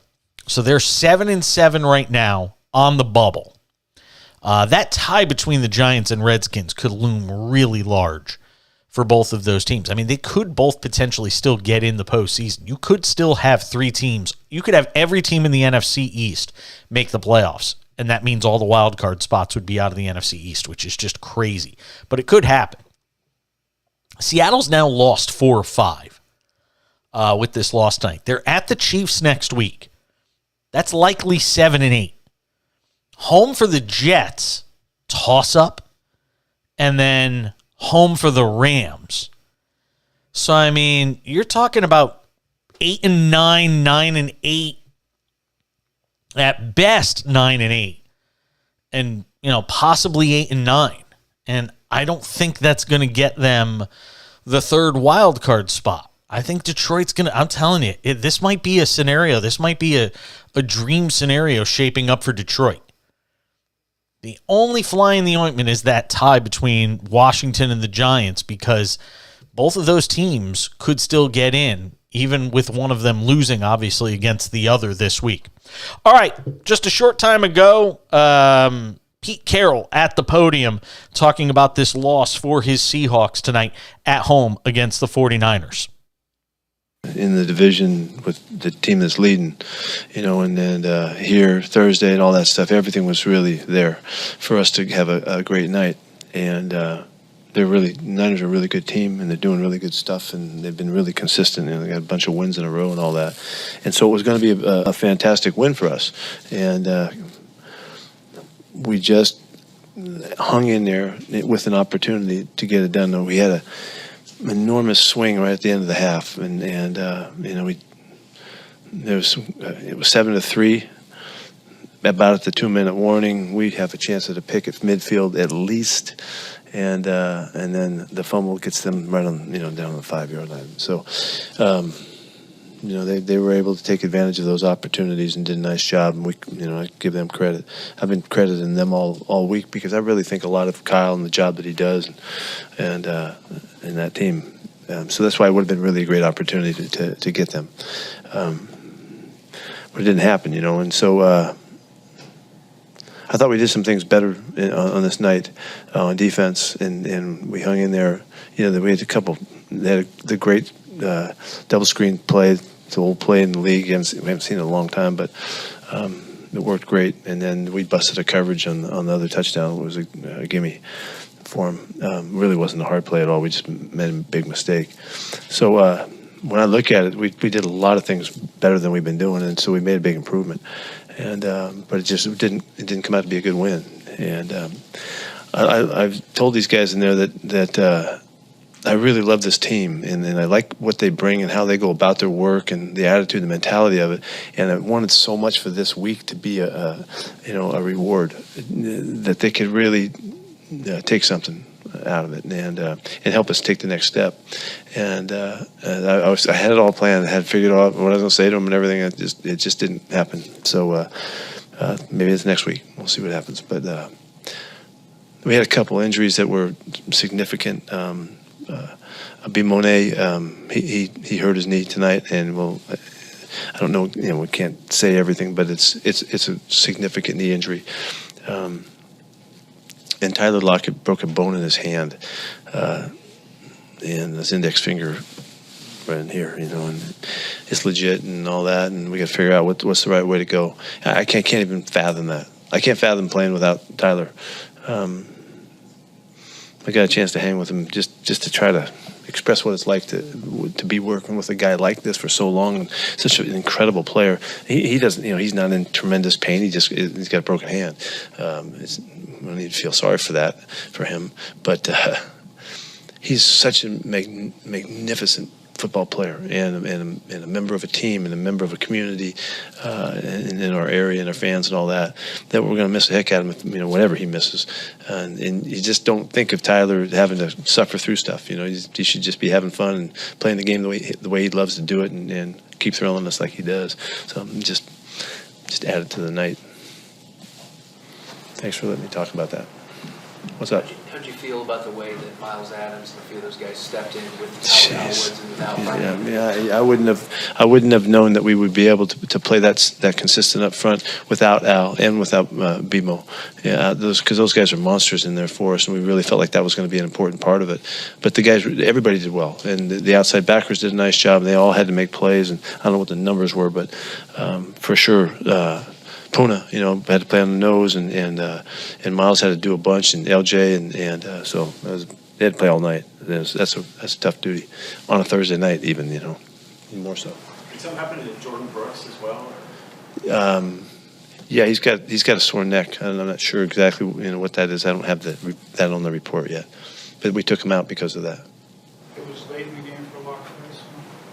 Pardon me? It was late. It was the last drive there for Lockett. For Lockett. Yeah, I think he was catching he caught a slant route or something. Yeah.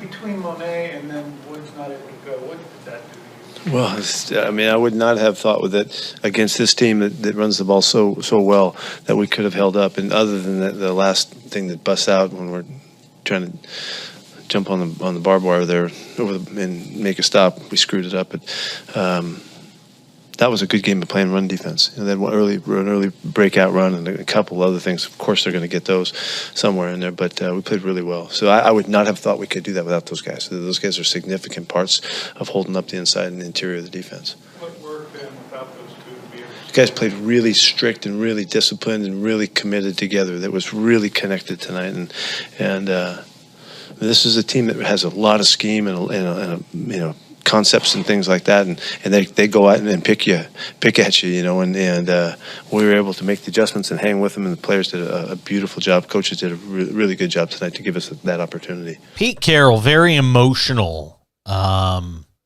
and really telling a story as it related to this game tonight and what he was hoping for and how much it meant to this team and how much it meant to him to get this team into a position to have this sort of game, as he said, to sort of reward this team for the hard work it's put in this year, and to have it turn out that way is obviously disappointing.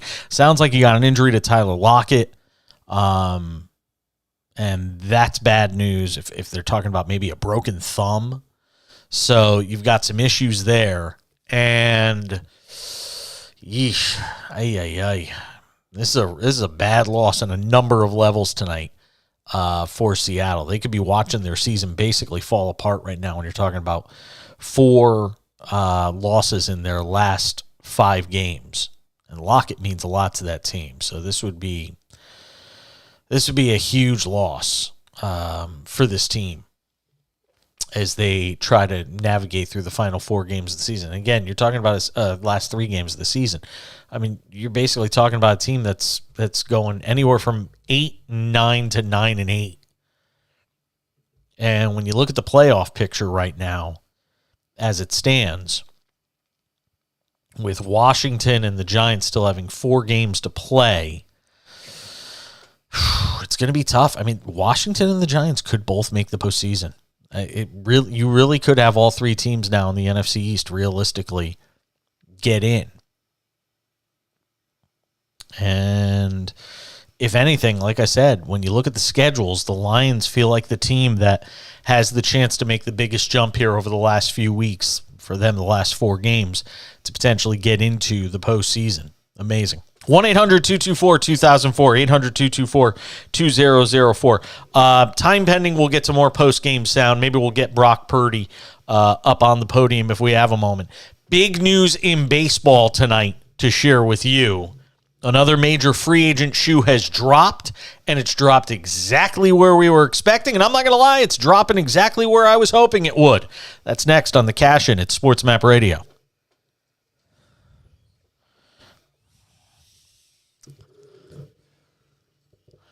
Do do do do do do do do do do do do do do do do.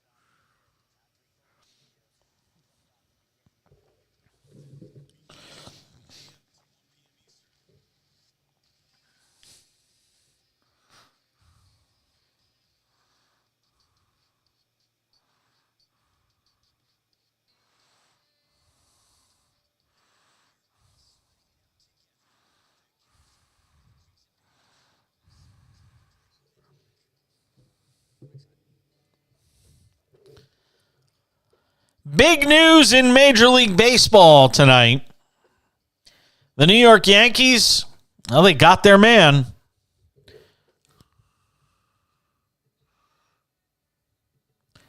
Everybody was wondering if the Yankees would make another big move in this offseason, and they have. Best available free agent pitcher remaining is going to the Bronx. Carlos Rodon joining the Yankees. ESPN's Jeff Passan reporting it earlier. Rodon to the Yankees on a 6-year, $162 million deal. He's 30 years old. He was 14-8 last year, a 2.88 ERA, career high 178 innings in 31 starts. Also his second straight trip to the All-Star game. Pitched with the White Sox for a while, had Tommy John surgery there. 2021, pitched to a 2.37 ERA. And here's the key about this deal. As much as it's about another top-line pitcher in the rotation, I mean, the Yankee rotation is just ridiculous now. I mean, Garrett Cole, Luis Severino, Nestor Cortez, Frankie Montas. I mean, come on already. I mean, it's ridiculous. And now Rodon. Among the 49 pitchers to have pitched 300-plus innings over the last 2 years, Rodon is at or near the top of Major League Baseball in a variety of categories. ERA, 4th. WHIP, 4th. Ks per 9 innings, 1st. Opponent's batting average against, 2nd. Opponent's OPS, 2nd. So, this guy's just a monster. But the biggest thing is his numbers against the Astros are insanely good.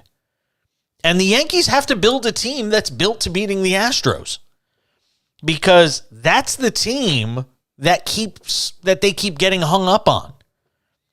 So if you're the Yankees, you have to build a team to beat the Astros. Not to mention the fact they're the defending World Series champions and will be in position again to do that in 2023. I still think the Yankees need to do something with the lineup. For as much talent as they have there, I think they've got a huge hole at third base. Josh Donaldson's terrible. And they've made a decision as an organization without getting Carlos Correa or Xander Bogaerts or any of these guys that are out there. The Yankees have essentially made the decision, or Dansby Swanson, who they're not really said to be in on. The Yankees have made the decision that they're all in on the future of Anthony Volpe and Oswald Peraza. You know, that they feel these guys are the future. And Volpe in particular was the 5th-rated prospect in all of Major League Baseball and finished the second half of the year at AA and AAA with big numbers. Is certainly a guy that could potentially be, a 25 home run, 50 stolen base guy, playing at one of the toughest positions on the field. And they view him as their future at shortstop, and they are not going to mortgage that. And I think there's a chance he's with the Yankees, if not early in the season, as early as the start of the season, but certainly no later than the 2nd or 3rd month of the season. I think you're going to see Anthony Volpe if he continues to develop the way he has. So the Yankees have made up their minds. They're not going to go and spend the big money on a Correa or any of these other guys. By the way, side note, New York Post had the deal first. Scott Boras having an insane offseason. So these are the Scott Boras clients and how much they've gotten this year. Man, I wish I was a sports agent. Carlos Correa, $350 million. Xander Bogaerts, $280 million. Brandon Nimmo, $162 million. Masataka Yoshida, $90 million. Taiwan Walker, $72 million. Sean Manaea, $25 million. And Cody Bellinger, $17.5 million.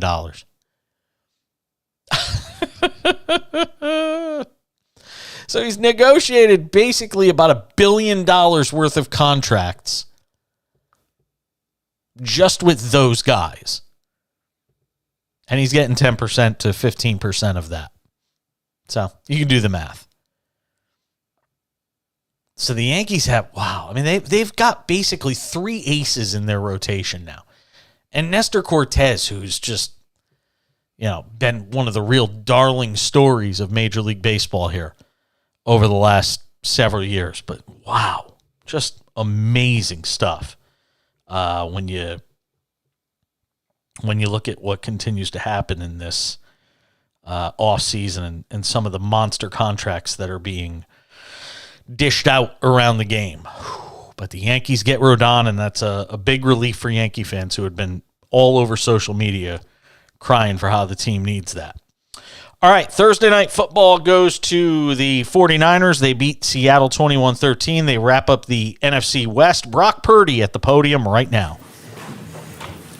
Brock, what kind of emotions are you feeling right now?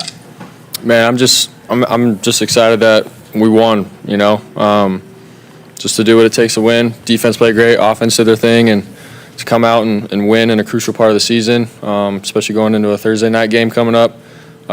Just very excited. So. That first play, pretty hard hit. You took on that.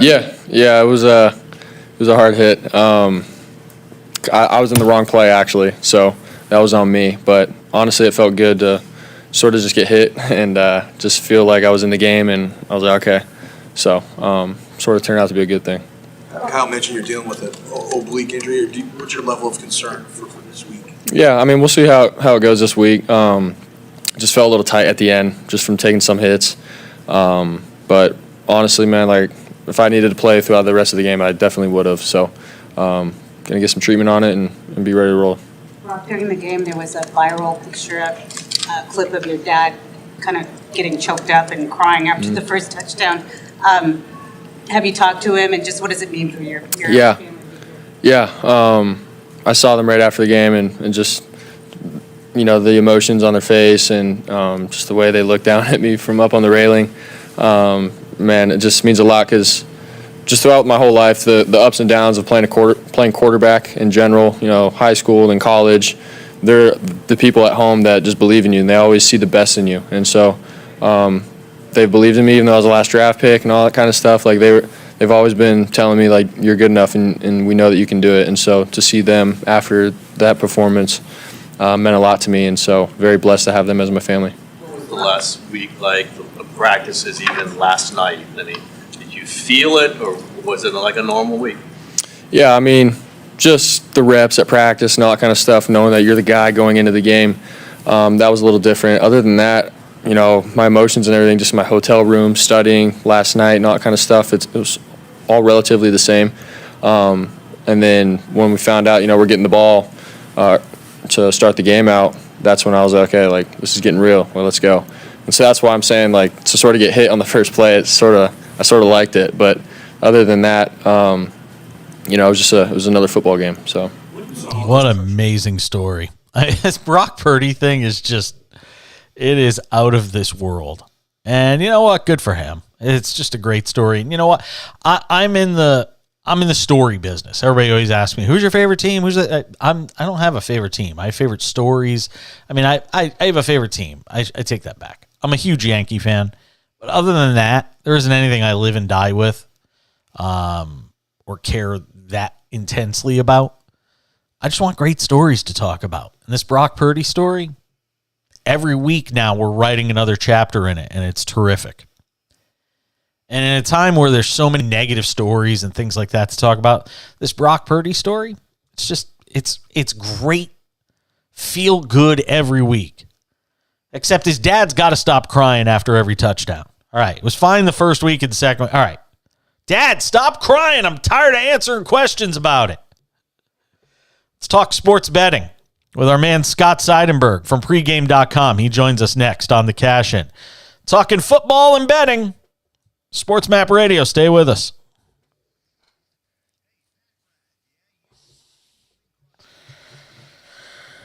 All right. I got it on my end.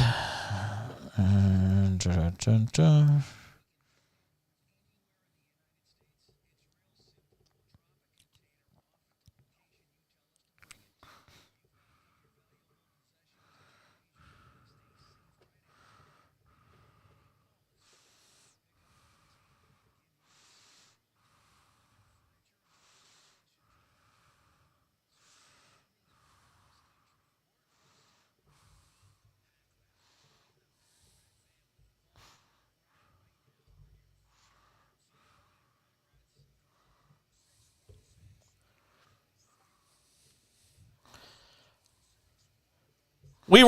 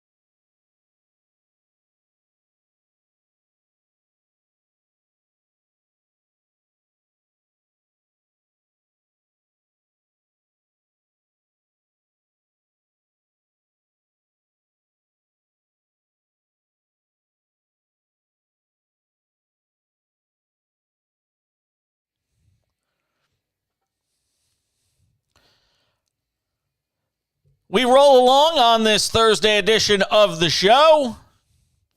The name of the show is The Cash In. So you know sports betting is going to be a component of it. It's not the only thing, but it's a big part of what we do.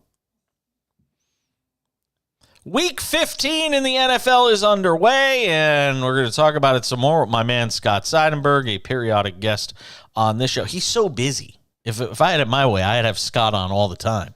But I can't afford him. He's too damn expensive. That's Scott Seidenberg, who joins us tonight on the program from the belly of the beast in Las Vegas to talk a little bit about Week 15 and all other things, sports betting as well. Maybe I can get his thoughts on some futures bets as well.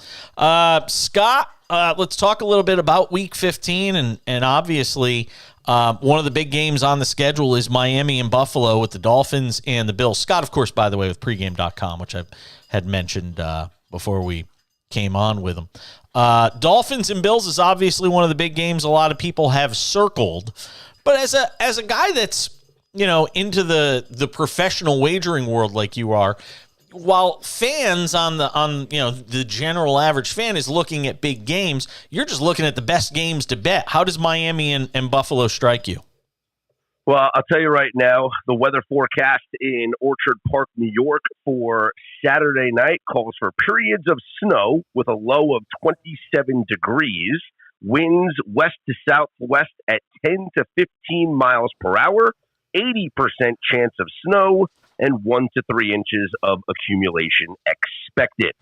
Bet the under in this game, Jason. Yeah, I was saying that last night. 44.5 for a game that's expected to have weather issues feels like it's kind of high. Why is that number still so high?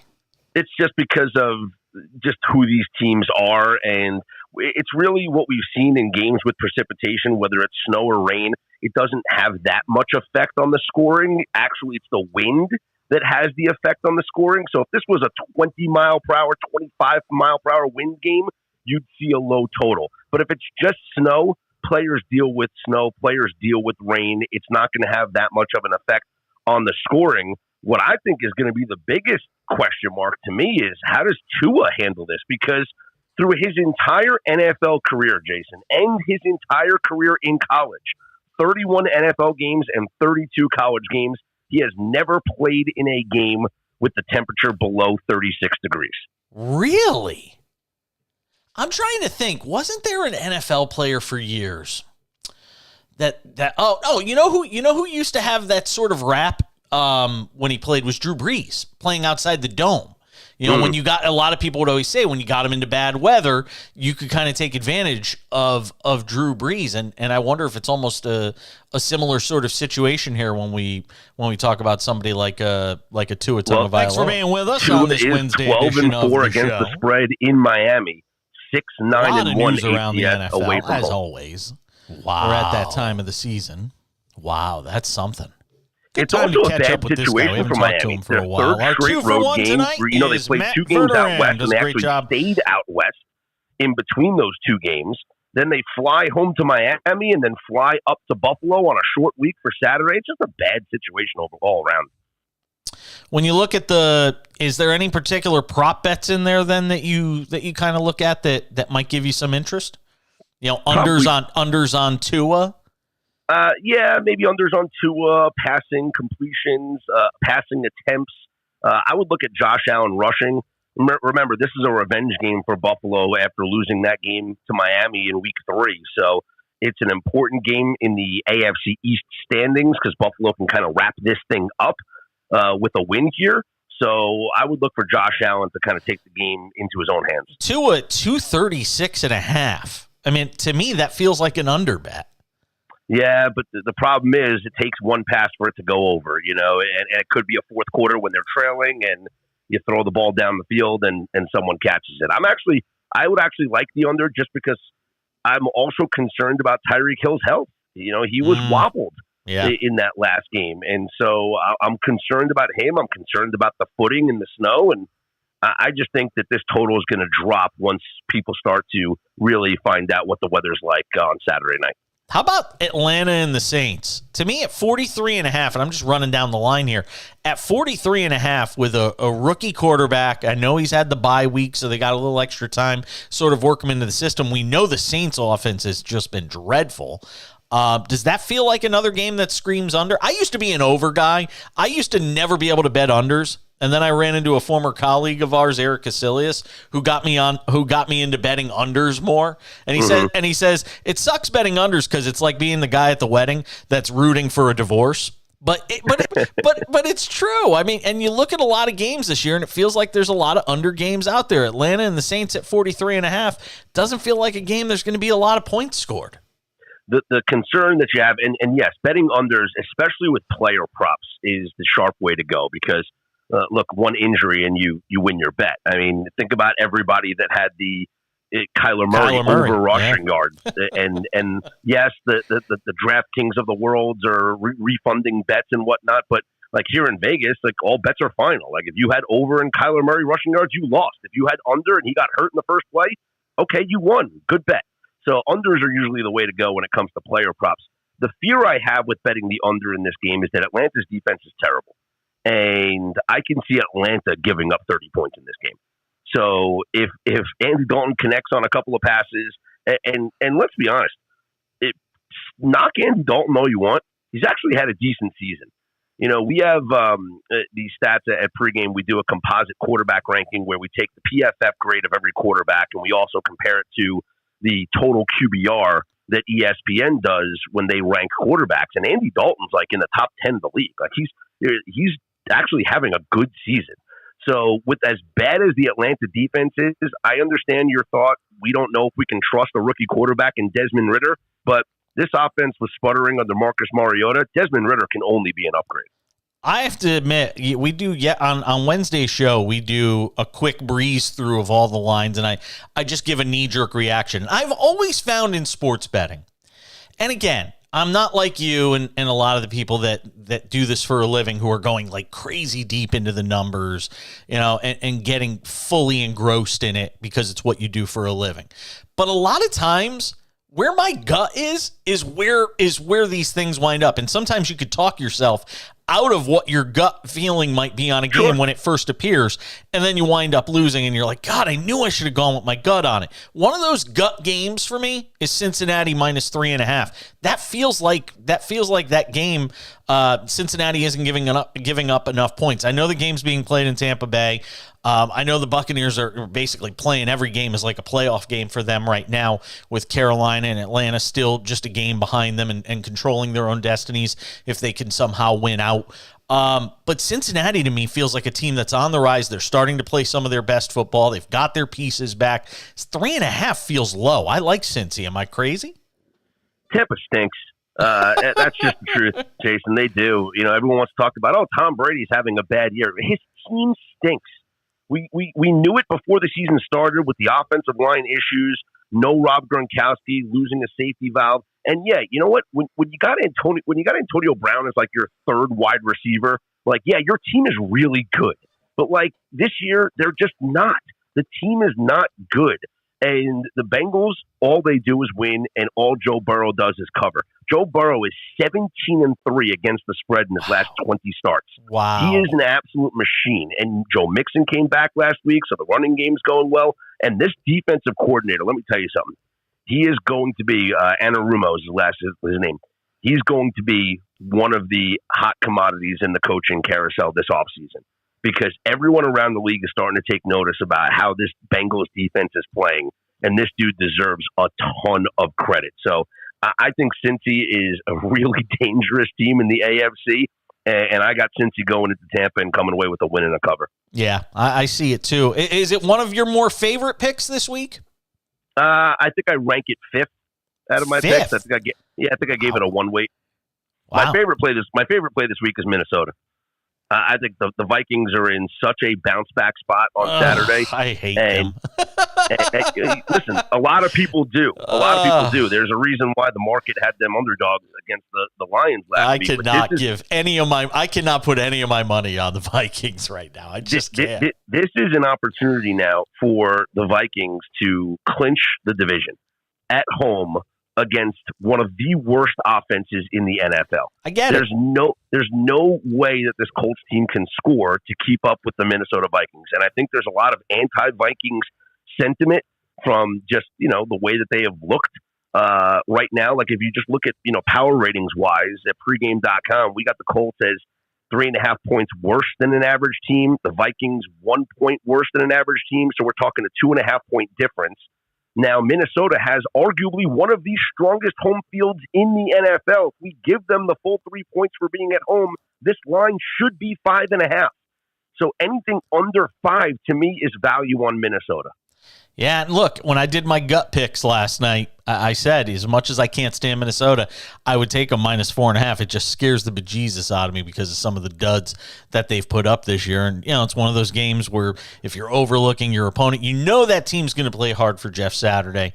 And they've been close in a lot. They've been close. They've been close in a lot of games. Even that Cowboy game where they got destroyed, that was a 3-point game in the fourth quarter. Here's where you can make a lot of money betting the NFL is fade the recency bias because the public only remembers what they saw last week. And so you're going to get a lot of times where lines are inflated because money comes in betting on basically just a bias of what they just saw. Okay, we just saw the Giants get stomped out by the Philadelphia Eagles. There's no reason the Washington Commanders should be more than a field goal favorites over the Giants. I'm sorry. Go back and watch the tie game. Look at the yardage that was compiled in that game. But what did we just see? We just saw the Giants get mollywopped. And so what? With Commanders off a bye, Giants got mollywopped. Commanders at home, let's make it north of a field goal. Doesn't make sense. The Titans look awful. Okay, everyone's loving the Chargers off of that win last week. Don't be surprised if the Titans come out and win this game outright. It's just every week, Jason, you can fade the recency bias and you'll be profitable. Yeah, you have to be able to push the reset button. I think as a real sports gambler and as a real handicapper, I think you have to be able to push the reset button and understand. Like everybody says, well, it reminds me of craps when everybody says, well, it's not a hot table.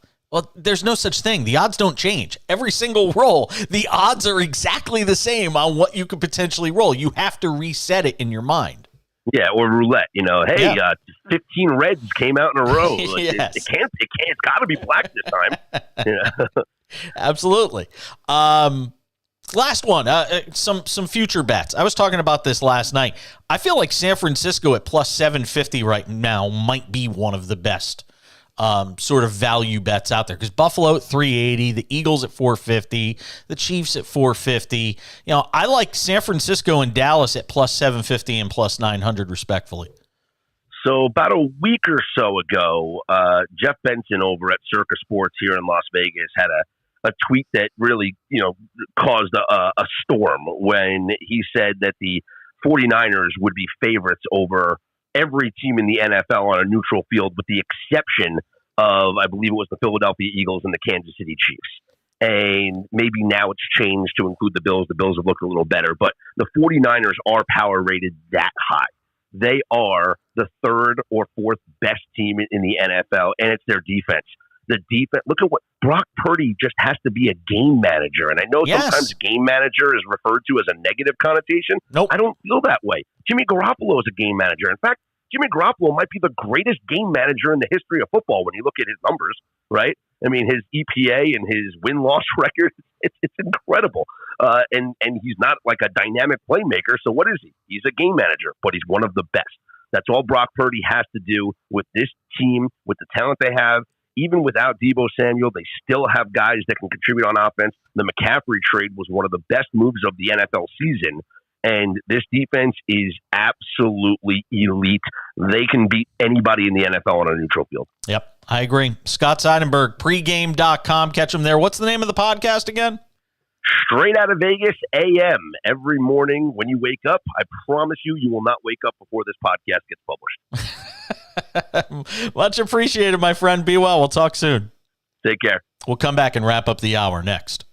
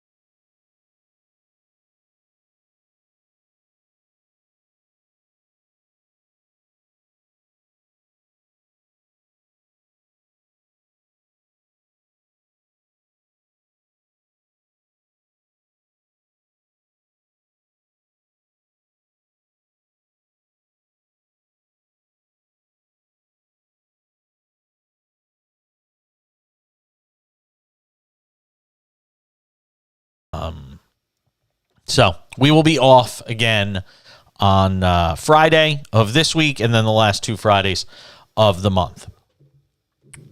Got some exciting stuff coming down the pike. Mike Golick, scheduled to be on the show next week. We're just working out the day, but looking forward to talking with Mike Golick, formerly of Mike and Mike on ESPN. But that's it for now.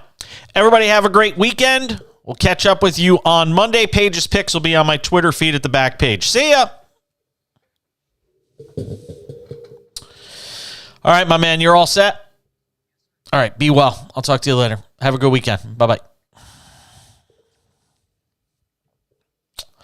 For everybody watching on the video side, whether you were watching or didn't watch or continue to watch, whatever it may be, I am done. Everybody have yourselves a great night. I will talk to you all on Monday. We'll post Page's picks on my Twitter feed at the back page. Make sure you go and get your Omaha Steaks if you haven't done so yet. 40% off is through Christmas. Not 40% off, sorry. $40 off on your purchase at checkout using my promo code CASHIN. That is available through Christmas. Again, omahasteaks.com, 50% off site-wide, $40 off at checkout with my promo code CASHIN, CASHIN. So make sure and go and get that. You can still get it for the holidays if you go and order it here in the next few days. You'll definitely get it before Christmas so you can cook it for the family or give it as a gift, whatever it may be. Thanks to our friends at Omaha Steaks for continuing to be a part of the show. That's going to do it. Everybody have yourselves a great night. I'll catch you all back here on Monday. Have a great weekend. Stay safe, and I'll talk to you over on Twitter.